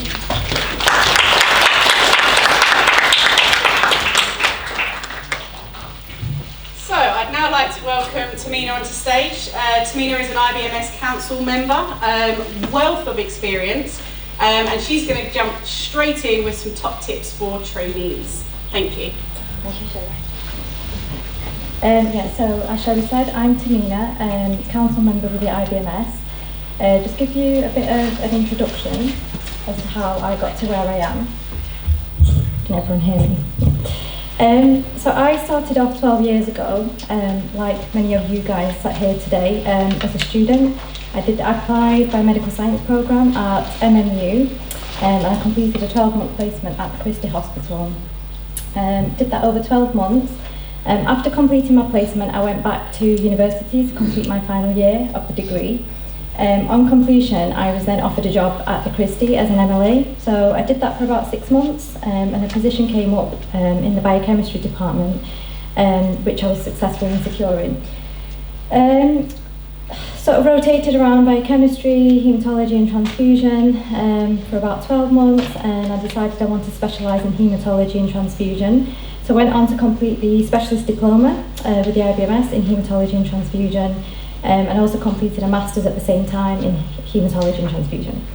Around the same time, I also completed the IBMS Certificate of Expert Practice in Training. because I realised I absolutely loved the training and education side of things when it came to the profession. And I was able to then apply for a more senior position as a blood sciences training officer. Since then, I've gone on to complete different qualifications in my role, quality management, leadership and management, and I was then able to expand my role from blood sciences training officer to pathology training coordinator, and that involved looking after histology, cytogenetics, mortuary and bereavement, as well as biochem, haematology and transfusion. I've more recently joined the University of Salford as a lecturer in biomedical sciences. Outside of my daily role, I'm also doing quite a lot of work with the IBMS as a registration portfolio verifier, examiner for specialist portfolios. I also assess non-accredited degrees. I do other things with the Science Council, sit on the Registration Authority Committee, and also sit on the Education Profession Standards Committee with the IBMS. So I'll talk you through the benefits of placements. Based on my experience, the uptake of placements is highly competitive. Therefore, it's extremely important to apply for a placement if the opportunity is available. Without this, I wouldn't have been able to complete my training and become a HCPC registered biomedical scientist. The benefits are huge. You'll gain experience while working in the lab, developing your knowledge and skills, as well as significantly improving your opportunities for employability. If you're unable to secure a placement through university, try and contact local laboratories to ask whether there's any work experience opportunities. Connect with the local IBMS branch and also look on NHS jobs for vacancies advertised for MLA positions or associate practitioners to try and get your foot in the door. Just some tips while you're on placement about maintaining professionalism. So have good attendance and timekeeping. If you're going to be late for any reason, make sure you inform the department that you're working in. Be reliable, contact your manager immediately and directly if you're unable to attend work due to an illness or any other reason. Be enthusiastic and keen to learn, ask lots of questions, show that you're interested, keen, be proactive. If you don't know something, ask. There's no such thing as a stupid question. The more questions you ask, the more you learn. Also a big one, don't use your mobile phone in the lab when you're on a placement unless it's for an emergency. If you're expecting a call, speak to the senior that you're working in the department that you're working in on the day.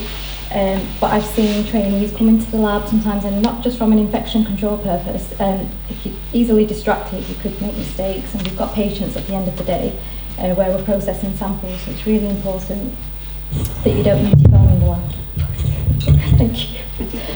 Thank you. Follow policies and procedures, so make sure once you've read the SOPs, you're actually following the policies, signing them as well as you've read them. Maintain confidentiality, so a big one again. You're dealing with patients. Sometimes you might come across a patient or a relative of someone that you know. You need to make sure that you're maintaining confidentiality, because if you breach it, it does have serious consequences on your professionalism, and the HCPC can get involved as well. Just common ones, dressing appropriately, smart, casual. Some tips for portfolios. Make sure you read your portfolio at the beginning of the placement so you know what to expect. So you've got the different modules, you've got section 1 and section 2, and then the 5 modules in each of the sections. If you read through it, you know what kind of things to be looking out for when you're on placement. You might come across certain things. Keep copies of them and put them in your folder, so when you need it you can just pull them out and submit it into the different sections. Start collecting your evidences early, which I've just mentioned. Ask for regular feedback as well. If you've had a period of time where you've not had your training officer look at the work, try and submit things regularly and ask for feedback so you can go back and amend things if required. Also, try and make sure you've set targets for yourself so you're able to complete your portfolio in a manageable time frame. And be organised. You'll be juggling work and the portfolio, so make sure you prioritise it and stay focused so you can achieve those targets. Having a plan can help you stay motivated, but make sure you look after your own health and well-being, so take rest in between and take annual leave if you need to. So I'll talk you through some examples of evidence. You've got things like audits. Try and get involved, because evidence from audits can be submitted to, as part of your portfolio in the quality section. They can be boring, a lot of people don't like doing them, but I secretly enjoyed them, and they are really good evidences for CPD as well. Things like error logs are also really good pieces of evidence because you can annotate them and demonstrate that you've understood the root cause of the error and how to prevent that error and avoid it from happening again, and also reflect on it to show how you've learnt from that experience and made improvements. The same goes for incident reports. Things like EQA exercises as well are really good pieces of evidence. Once you've annotated them and put them into your portfolio, they can apply to lots of different areas, and especially quality. Case studies where you might have come across an abnormal result, try and photocopy that, keep it in your portfolio, and when you need it you can pull it out, especially for the demonstrating the scientific knowledge and applying it to practice. Reflections are a big one as well. So once you become qualified as a HCPC registered biomedical scientist, you are expected to maintain CPD. So if you start getting used to reflecting on experiences from now, it will make it easier throughout your career. Also things like maintenance records. Once you've done your maintenance on an analyzer, keeping a record once you've signed it, and again slotting it into the area that it fits into in your portfolio. Same goes for QC and calibration logs, annotating SOPs, training logs. Competency assessments, again, are a really good one for your portfolio because you have your knowledge section and then you've got your competencies. And here your training logs and competencies can again tick off those boxes. Minutes of meetings that you've attended are really good for demonstrating evidence for the communication section. Statutory and mandatory training and things like validation and verification reports also go really well in the portfolio. Any problems that you've had with sample and request forms as well, so you might have mislabeled samples or a request form that hasn't been labelled correctly. Start collecting those pieces of evidence early so when you do come to the section in your portfolio you can submit it. Teamwork. Build good relationships with your colleagues. Understand what your role in the team is. You've got a really important role, even if you are a student and a trainee. You are valued and you are part of the team. Just remember that there's a patient at the end of a sample waiting for it to be processed so that results can be available as soon as possible. Listen carefully when being trained on a task. Take notes and ask questions if you need to and if you need any help. Be a supportive team member and proactively offer help and support to the team. So things that you can be getting involved in. Take the initiative to get involved in during problem solving and troubleshooting. There's a huge difference between knowing what to do when things go right and knowing what to do when things go wrong. You learn a lot through troubleshooting and this will also help boost your confidence. Say yes to as many opportunities as possible. Go to lunchtime CPD sessions, perhaps volunteer to deliver a session yourself on a case study, which again is an excellent example for your portfolio. Take part in any public engagement activities if you can. If the workplace is celebrating things like Biomedical Science Day or National Pathology Week, volunteer to help out. This will not only show that you're being proactive, but it will help with teamwork skills, confidence, public speaking and leadership skills. So communication. Be polite and professional when communicating with colleagues, that goes without saying. Follow instructions carefully, write notes if you need to so you can refer to them later, and take responsibility for your actions. If you make a mistake, learn from them, ask for feedback and write it up as a reflection. It would make an excellent piece of evidence for your portfolio as well. So in terms of quality, understand the process of accreditation. It's an extremely important part of working as a biomedical scientist. It demonstrates that you're serious about learning, also knowing what accreditation means. It will benefit you during interviews if you get asked a question on the subject as well. So have a good knowledge of the ISO 15189 standards and why we abide by these standards to maintain accreditation. Ensure you know the different methods of ensuring quality and recording examples. These are potential examples of evidence for your portfolio as well. Have enough knowledge to be an effective member of the team in maintaining compliance. Ask to learn and observe how SOPs are written, and learn and write up how validation and verifications are performed if there's an opportunity to do so in the lab. Ask to get involved with audits. If you're able to complete an audit, it's an excellent piece of evidence for your portfolio. So, reflection. When you're on Placement. Keep a small book in your lab coat pocket and write mini reflections throughout the week. Even if it's a sentence at the end of the day, keeping a reflective logbook, it's an excellent way of recording your learning experiences, thoughts, feelings and reflections. It should be thought of as a critical assessment of how you're progressing during your placement. In using the word critical, it's not thought of as a negative assessment, it's an honest reflection on what's going well, what improvements can be made and how it can benefit the service user. This also helps you get used to reflecting on your experiences, and it's really good practice for CPD. Don't feel like you have to struggle through if you're finding it difficult. There'll be lots of colleagues who are willing to support you.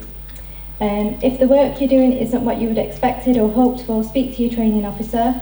But you need to remember that almost all jobs will involve aspects that we enjoy and some that we're less keen on, so there's a degree of flexibility that's important. If you feel you're unable to do the work you're given because of confidence, be honest, speak to your training officer. They're there to support you and they'll help put plans in place to develop your confidence. To public engagement. Joining the IBMS, it's a perfect way to kickstart your journey in biomedical science. Being an IBMS student member not only looks great on your CV, but will also enable you to show your commitment to the profession. As a member, you'll have free online subscription to the monthly magazine, The Biomedical Scientist, and you'll have access to a range of resources and offers which helps you learn more and keep up to date with biomedical science. Apply for grants, awards and bursaries that can help you in your studies. You can also access support and advice for careers, placements and information on how to become HCPC registered. You'll also have an opportunity to network with experienced biomedical science professionals, meet with peers to find out what it's like to work in the profession, and receive weekly and monthly e-newsletters. So as I said before, try and get involved in things like Biomedical Science Day, raise awareness to the public of our profession. Use social media platform. It's become increasingly popular, especially Twitter. And I'm going to mention the IBMS chat that Sherri is responsible for. It's a really good way of getting yourself out there. It's a good opportunity to get yourself networking with other professionals. You learn a lot. Even if you don't want to sort of participate by posting something, there's so much that you can catch up on later by reading on the posts. I can see a few of you nodding in here, so that's a good sign. Also, National Pathology Week highlights the important role we play in healthcare. So again, trying to get involved in those kind of events if you're on a placement. And taking part in activities, things like careers talks to schools and things. It does help with your public speaking and confidence. And I've already mentioned IBMS chat. So that takes place on Twitter on the first Wednesday of every month between 8 and 9 p.m. and it covers various topics like CPD, portfolios, professional development and interview prep. There's also the IBMS mentoring program that you can look into, which will match a mentor to yourself if you put in where you're up to in your career and what you're looking for. Networking. So whether you're a student or a professional, networking is one of the most important things you can do to advance your career. Remember to build your connections early while you're studying. Start approaching early and ask around. Let your network know that you're available simply through LinkedIn. I think Maya mentioned earlier about LinkedIn, so it's a really good resource, so try and start utilising that now. When you start building relationships, you do get noticed and it opens doors to opportunities which you might not have seen or thought of. It also helps to build your confidence. The more people you meet, the more you step out of your comfort zone and build invaluable social skills and self-confidence. And you can use these skills throughout your professional life, and you can also receive instant career advice and support from experienced professionals. I've already said, grab every opportunity going. So things like job applications. When you're searching for a placement or applying for a position as a biomedical scientist, include key points in your CV that stand out to the employers. Your CV is about selling yourself and increasing your chances of being shortlisted for an interview. Include your qualifications, how many years of experience you have, what skills you've developed, what training you've previously completed. Make sure you include your roles and responsibilities in a particular job and relate them to the position that you're applying for. Employers will be looking for skills that relate to biomedical science. So keep your CV clear and concise and make sure it flows well. And include any other courses that you've completed, such as mentorship or any extracurricular activities that can add to your skills. So prepare well for interviews, sell yourself with the qualities and skills that you've highlighted in your CV, relate it to the job description and the person's specification, think about your strengths and weaknesses and how these can be used to your advantage. Most importantly, employers will want to know why you want the job, but also what benefits you can bring. So for biomedical scientist jobs, most employers will ask specific competency-based questions, so be prepared to answer using past experiences. Examples of questions can be talking about your biggest achievement and why you're proud of this, or also things like behavioural questions or scenarios, say, give us an example of when you worked under pressure. Research the common tests performed in the lab. So if you're applying for a job in haematology and transfusion, find out what tests are performed in that lab and how they're performed. And take your time to answer questions. Don't be afraid to ask your own questions as well. And at the end of the interview, ask for feedback once they've come back to you to let you know whether you're successful or not. Ask them if they'd be happy to provide feedback and act on that feedback. Any questions? I mean, since a nice presentation, you've been showcasing how much you have done in your spare time. How did you organize your time to ensure that you still complete your degree and you still carry on going upwards on a positive trajectory? How did you do your time management on that? Time management. I think it depends on how passionate you are. I think if you're really enthusiastic, you'll make that time. I'm not saying it's easy. Obviously, you're working full time and you've got a life outside of work.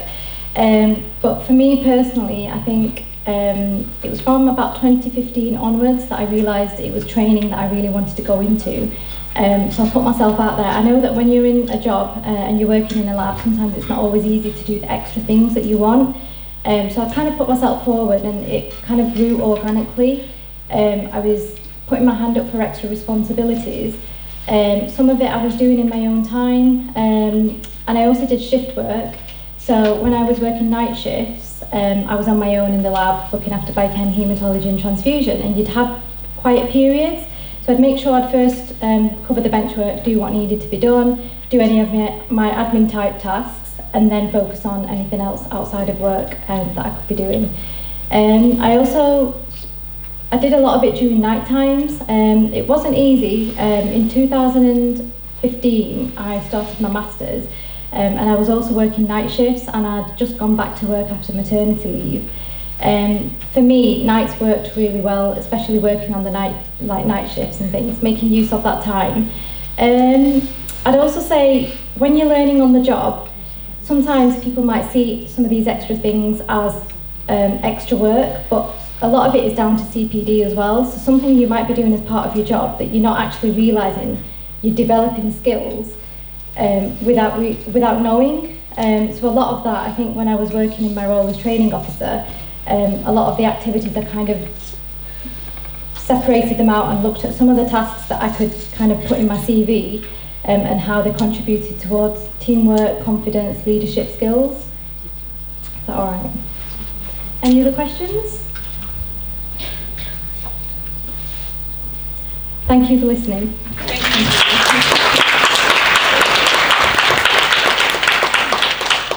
So I'm going to welcome Sherri up, and just as Sherri's getting ready, I just want to bring up 2 points. So first of all, grab a pen and grab a pad if it's not in your hand, because I'm going to give you a web link of UK HSA who are advertising for placements right now, and the deadline is the 21st of March. Now you might not want to go into a placement, but at least you can look at that job spec and what's required and start thinking about how you might write an application. What I am going to say first though, it is another plug for IBMS chat. Tahmina put a plethora of top tips up on the screen, and I don't know about you, but I can't write very fast. But the beauty of IBMS chat is everything's almost bookmarked and kept on Twitter for perhaps as long as the original poster deletes it. So all you need to do is put hashtag IBMSCHAT into Twitter along with a keyword to bring up a thread or a tweet A couple of keywords I put down there. I know we've definitely covered interviews, we've definitely covered jobs, applications, placements, registration, careers in biomedical science. IBMS chat's been going on since 2018, so you're going to be overwhelmed with the amount of tweets that come up, but then you're going to be able to click on a link or get those top tips that Tahmina mentioned. So let me give you that link, because I did say I would give that to you. So www.health, H-E-A-L-T-H, jobs, UK, so all one word, healthjobsuk.com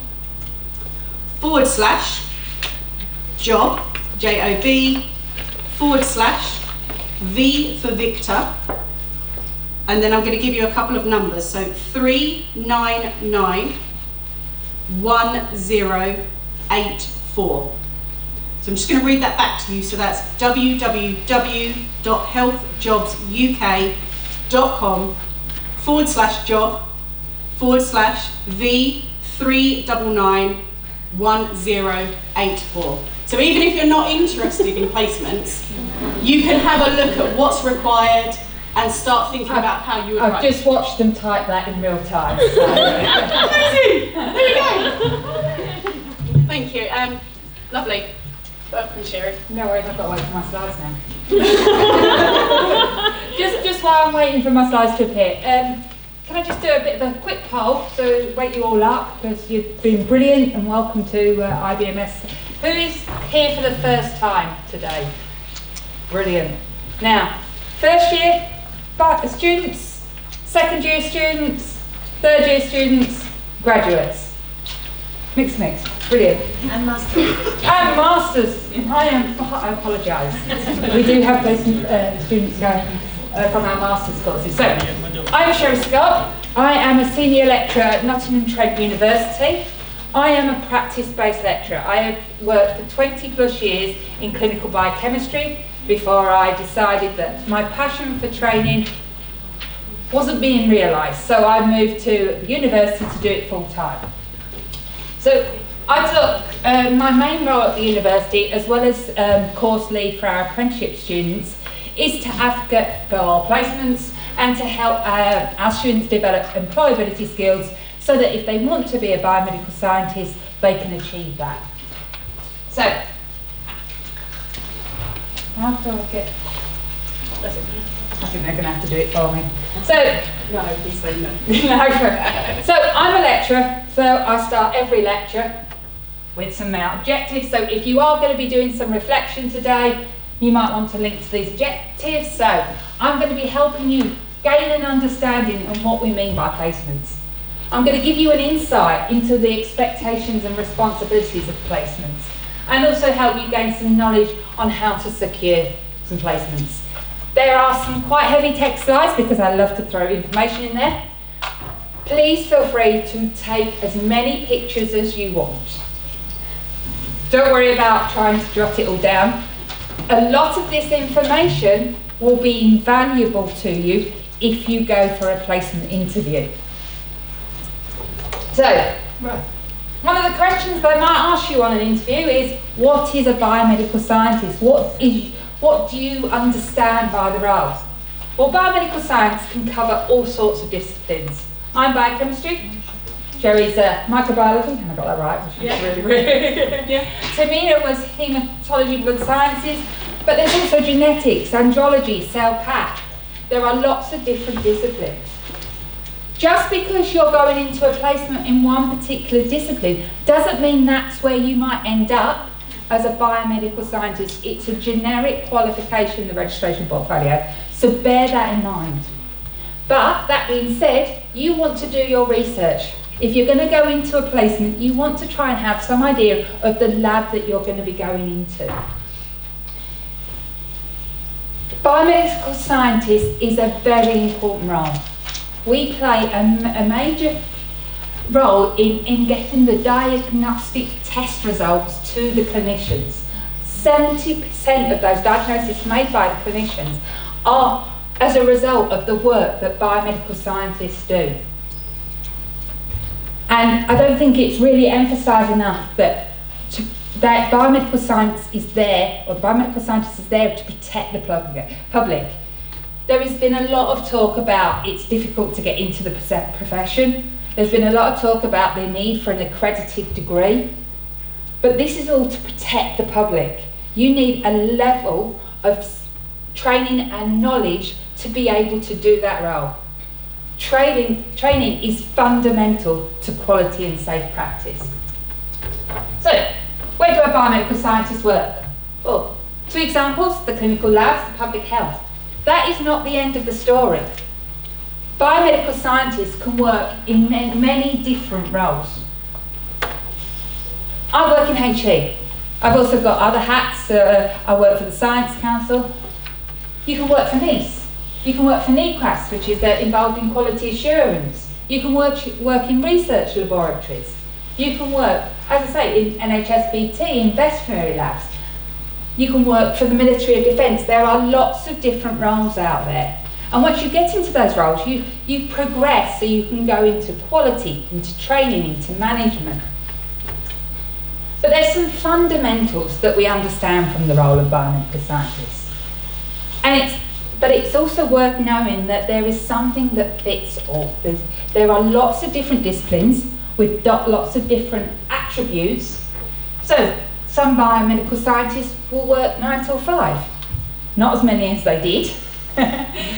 but other biomedical scientists work 24/7, 365 days a year. Before I went into academia, I worked either Christmas or New Year for 20 plus years. I now get Christmas off, it's great. There is a decent wage associated with a qualified biomedical scientist, but there's also the option to earn more through extra roles or through doing out of hours work. So as I say, but we don't go into the role for money. We go into the role because we've got that passion for patients, but we don't necessarily want to be patient facing. But you can be as a biomedical scientist. It's all about the science, it's all about that patient care. It's all about evolving your knowledge. One thing you need to be prepared for if you're entering a career as a biomedical scientist, your learning, your knowledge does not stop when you leave your course.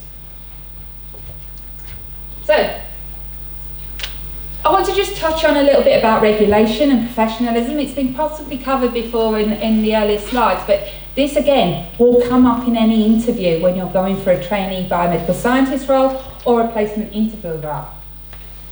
It's an important service. Because of that, you need to uphold the reputation of your professional body. You need to meet the minimum requirements of the standards of the HCPC. So, you need to do your research. What is the IBMS all about? What is the HCPC all about? What is the difference between the two? And I've done a little bit of your homework for you, so just to give you a bit of an overview.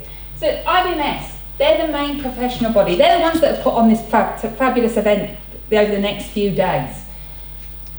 And make the most of it. Trying to get out of the lab when you're in there is a little bit more difficult, isn't it?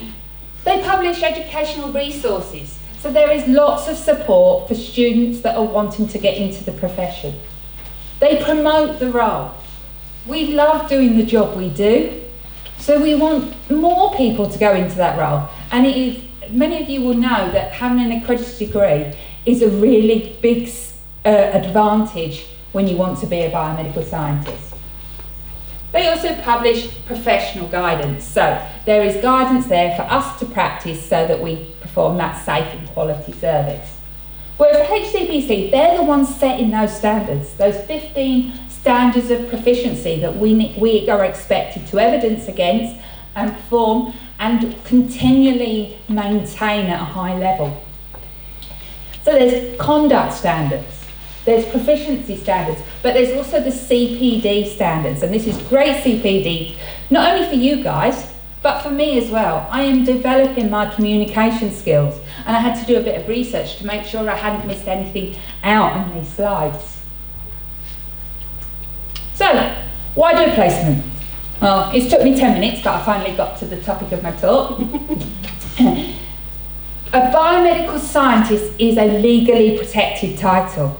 You cannot call yourself a biomedical scientist unless you have met those standards of proficiency of the HCPC. You can work in a clinical assessment role, but you are not biomedical scientist unless you have got that certificate of competence or are registered with the HCPC. So you need that knowledge and that competencies. So you need that academic program that met the knowledge requirements of the HCPC. So we had that IBMS accreditation, we have the HCPC accreditation. And a degree can be accredited by both, but it's looking at what standards of knowledge you need to be able to perform the role to a safe and quality standard. But we say you need that knowledge, but you need to be able to apply that knowledge. So the placement is your opportunity to get that foot in the door. For NTU, we have 270 biomedical science students a year, give or take a few. They don't all want to be biomedical scientists, but if they did, it'll be the ones that have got their certificate of competence from doing a placement that will be the ones that get the jobs first. They'll be the ones that do well in their final year, because we have a placements between years 2 and 3, that perform slightly better in their final year because they're applying what they've learned out on placement back in university. So if they've done a placement in haematology, they're going to do really well in their haematology module. And if they do microbiology, they're going to be really well on their infectious disease module. So you're looking for a placement, not only to get this certificate of competence, but it also is really good to find out, is this a career I really want? This is how I work in the real world. So it gives you real life skills, it gives you networking contacts, and I would say at least 50% of my degree students that have been on a placement have actually got jobs lined up before graduation through the networking that they've done and by showing how they can act in a professional manner on their placement. So it's legally protected, and it's something that you need, this placement, to get you that leg up, that foot in the door, as I've said. So what does it mean to be registered? Well, you've got a duty of care to the service user, whether that be the patient, the clinician, or someone that's visiting the lab to perform some maintenance on a piece of equipment. You've got to uphold the reputation of your professional body and your profession. So you're working to a particular code of conduct and ethics.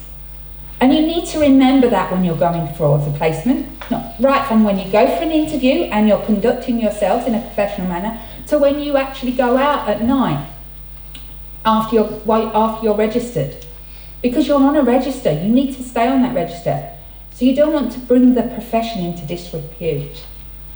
You need to have that commitment to lifelong learning, and you also need to be fully aware of the fitness to practice requirements, whether that's due to your own mental health and well-being, or down to whether you're actually fit to practice and scope of practice. Are you trained to do a particular test?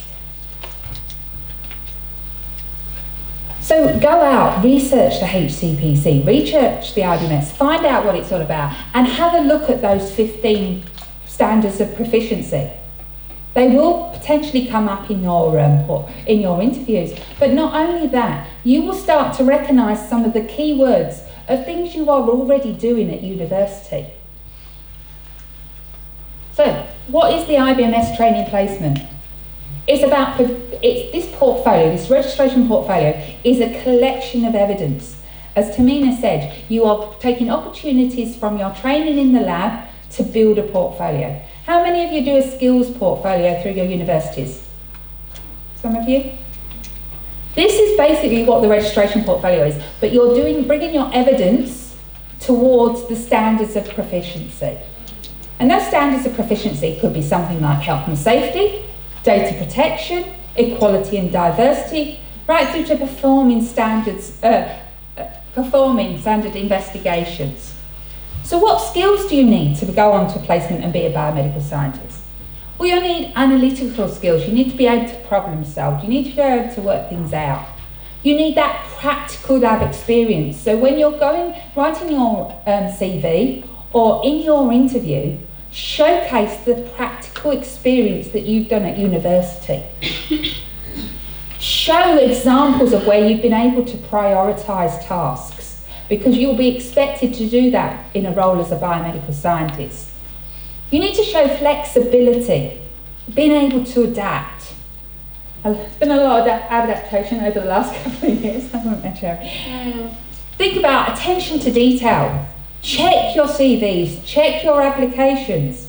If you can submit a CV with a mistake on, it doesn't set you up to be working in the lab, because you had that need for, you put a skill down as attention to detail and then you've got a spelling error in the first line of your CV. It doesn't look good.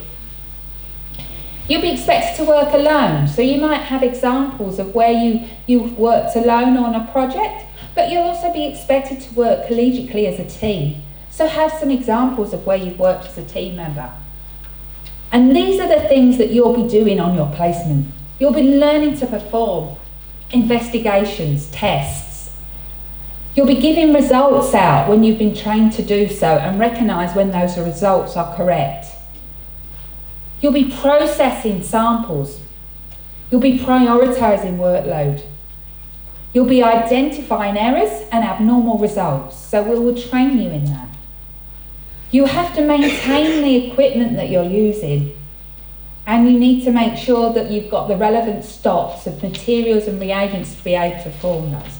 They're key fundamental skills. But you'll also be asked to answer the telephone, so you need good communication skills. You need that attention to detail as you're recording results and recording data. You will be developing yourselves continuously. So have some examples of the CPD, continual professional development, that you do not only during your degree courses, but extracurricular, as Tahmina said. Are you a mentor? Are you participating in extracurricular events? Are you a member of any sports activities, or do you do any hobbies that can be related to those standards of proficiency? Have you got any leadership skills that you can showcase? Because again, that is something else that you will be producing evidence for. And you'll be expected to keep that professional knowledge up to date. I think I just need to cover some expectations. As Tahmina said, you've got that expectation to attend, and you need dedication. It is hard work to train and study at the same time. I did my degree part-time on day release, much how the apprenticeships are at the moment.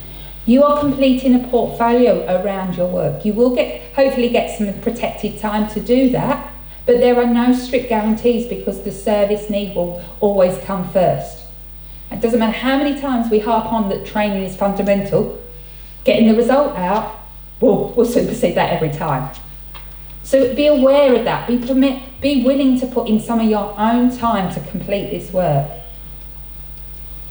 You can't turn up at a lab late and expect not to get picked up about it. So it's about that professionalism, being where you said you're going to be, when you said you're going to be there. And quite often, the placements are unpaid, but that doesn't stop the employer seeing you as an employee. So they'll be asking you to tell them or request your annual leave, which seems mighty unfair when you're not getting paid, but you are a member, and they will adjust their workloads and their work skills mix and their staffing around the numbers of people. When you become a valued member of staff, and you will, they will have some expectations of you because of that. Dress smart, you're going to be meeting patients in the hospitals on the way to the lab. So it doesn't matter that you'll have a lab coat on for 90% of the day, you've got to get to that lab. But there's not only the expectations of you as students, there's expectations of the student of the employer. They are there to support you to complete the portfolio on an IBMS training placement. They are there to train you in the different skills, in the different techniques, and get you through that portfolio verification at the end of your placement. So they need to give you regular feedback. They need to mark your work and point you in the right direction. They need to give you tasks that will enable you to meet those standards of proficiency.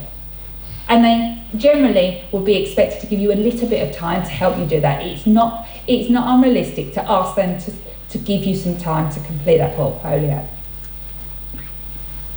So have a look at the IBMS Good Professional Practice Guides.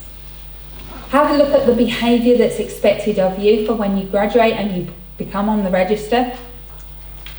Have a look at the HCPC standards of conduct, ethics and performance. Link that back to the standards of proficiency and think, are these qualities that I see in myself? This is what's expected of you. So how do you go about securing a placement? You now know what a placement is about. Next step is, how do I go about getting one? Well, there's lots of opportunities for placement out there. I would say there's more opportunity for a placement than there is for a trainee position after you graduate, because of the sheer numbers of students that are after those trainee positions. There might be some local advertisements. So speak to your employability teams within your universities. If you're on an accredited course, you've already got links with your course leads and your employability with local hospitals. So there might be a regular platform at your university where they can advertise these opportunities. Get onto social media, hashtag, I'm going to Twitter again, because there are opportunities that are advertised through the social media on LinkedIn and Twitter. When you do see an advert, read it carefully. Think about what supporting documents that you need, whether you need, and ask your employability teams at your universities to help you support writing your CV and application. Maybe you're not local to the area where you're at university. So contact your local lab near your home. Because these placements are unpaid, you are still eligible for a full grant, because it's means tested still, but you might decide that it will be easier, because you're working full time, to actually do the placement nearer to your hometown. If that's the case, find out who the training officer is at the local lab. Try and get contact, reach out. If you can get in and do a tour, or there's an open day, visit it. The IBMS has a list of CPD officers. Quite often they're linked to the training officer.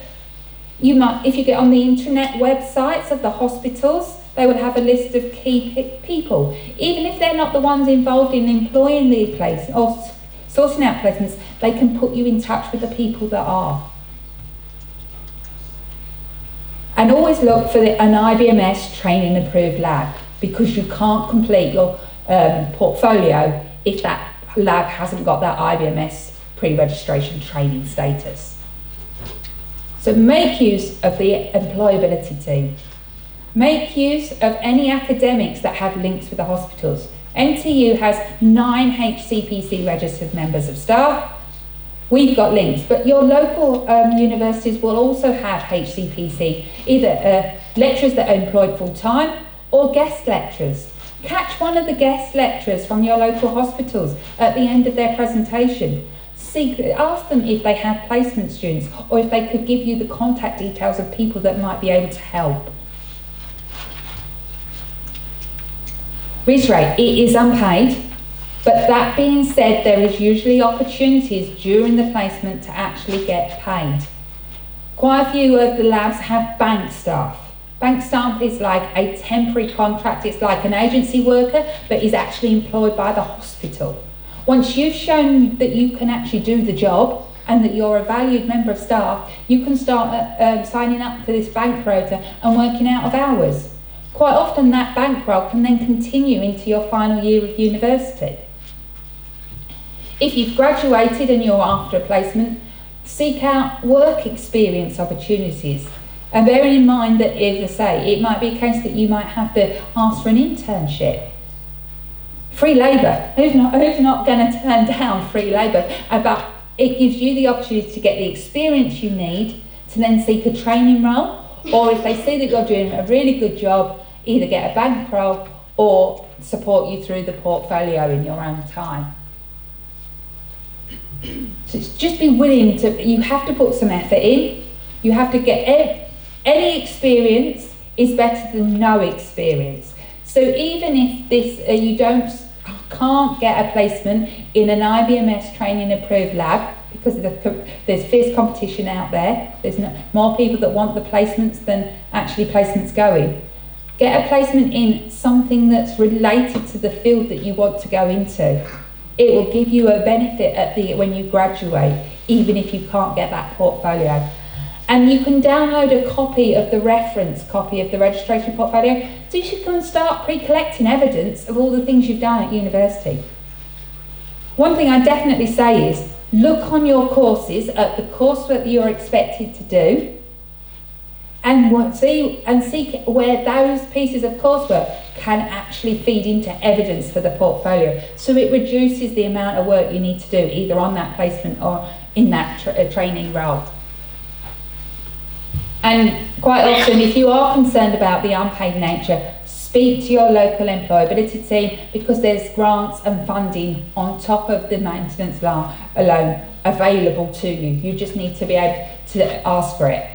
For any NTU students, we have RISE, so that can cover the costs of a portfolio. So if the employer is unwilling to support you actually getting the portfolio, we have grants in place that can help that. So do your research, check out your local labs, check out the hospitals where they're based, check out the travelling to those hospitals to make sure that it's going to be a viable option for you, because we don't want to spend time investing in your training for you to find out that you can't complete that training placement. It disadvantages someone else. So do your research, find out what that lab's about, what they do in that lab, and it will set you up for a successful interview. And if you do know someone that works in the NHS, that works in a hospital, they might be able to give you with a key contact to get you through the door. It's all about showing that you are interested and enthusiastic for the profession. So you want to take every opportunity that's available to you. So just before you apply, think about who you need to contact. Think about how you could go about visiting the lab. Think about why you want to do that placement. Think about your skills, your experience, and how they match to those standards of proficiency. So if a question comes up, you can answer it in the interview. Make a list of possible questions you want to ask the employer. Nothing shows an enthusiastic future employee than someone that's got a list of questions about the job role, about career progression, about further study after you've finished your training placement and you're a band 5. What's next? But also remember that you will be asked to confirm your ID, so be prepared, have all your documents to hand. It shows someone that's really prepared if you go along with everything, all your ducks in a row. Always arrive on time, whether it's your interview or when you're on placement. Demonstrate good communication skills, whether it's in person or via Teams or other virtual platform that you've got that interview. Be polite, be clear, and dress for a virtual interview exactly how you would dress for a face-to-face interview. The most successful candidates are the ones that have done the preparation beforehand. So put together that list of questions. Speak to the contact that's listed on the application form or the advert. And if possible, ask for that tour or that visit. And if you can't get a visit or a tour because of COVID restrictions, just ask to chat and ask someone in the lab about what their day is like, what equipment they use, what tests do they do. And make sure you check that application before you submit it, or get someone else to check it so that you don't include any silly mistakes. Be enthusiastic. Yeah, time. Speed on, sorry. Just some quick ones before you go. Be aware you'll need a DBS check. You'll need to have some routine immunisations. So just some information about, speak to your local occupational health about those if you need your extra and visit your employability team, research, and join the IBMS. I think that's £12 now. Yeah? Yeah, £12. Yeah. So anyway, thank you very much. There's lots of benefits from being a member of the IBMS, and there's some resources there for anyone that wants it.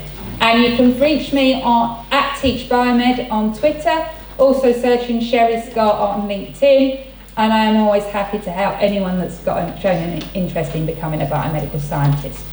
Thank you.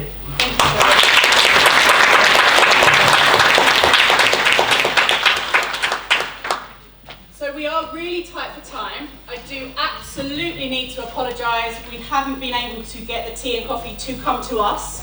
I know you've been really good sitting for hours now, so if you want to go for a break, let's say 15 minutes. There is free tea and coffee in the trade show.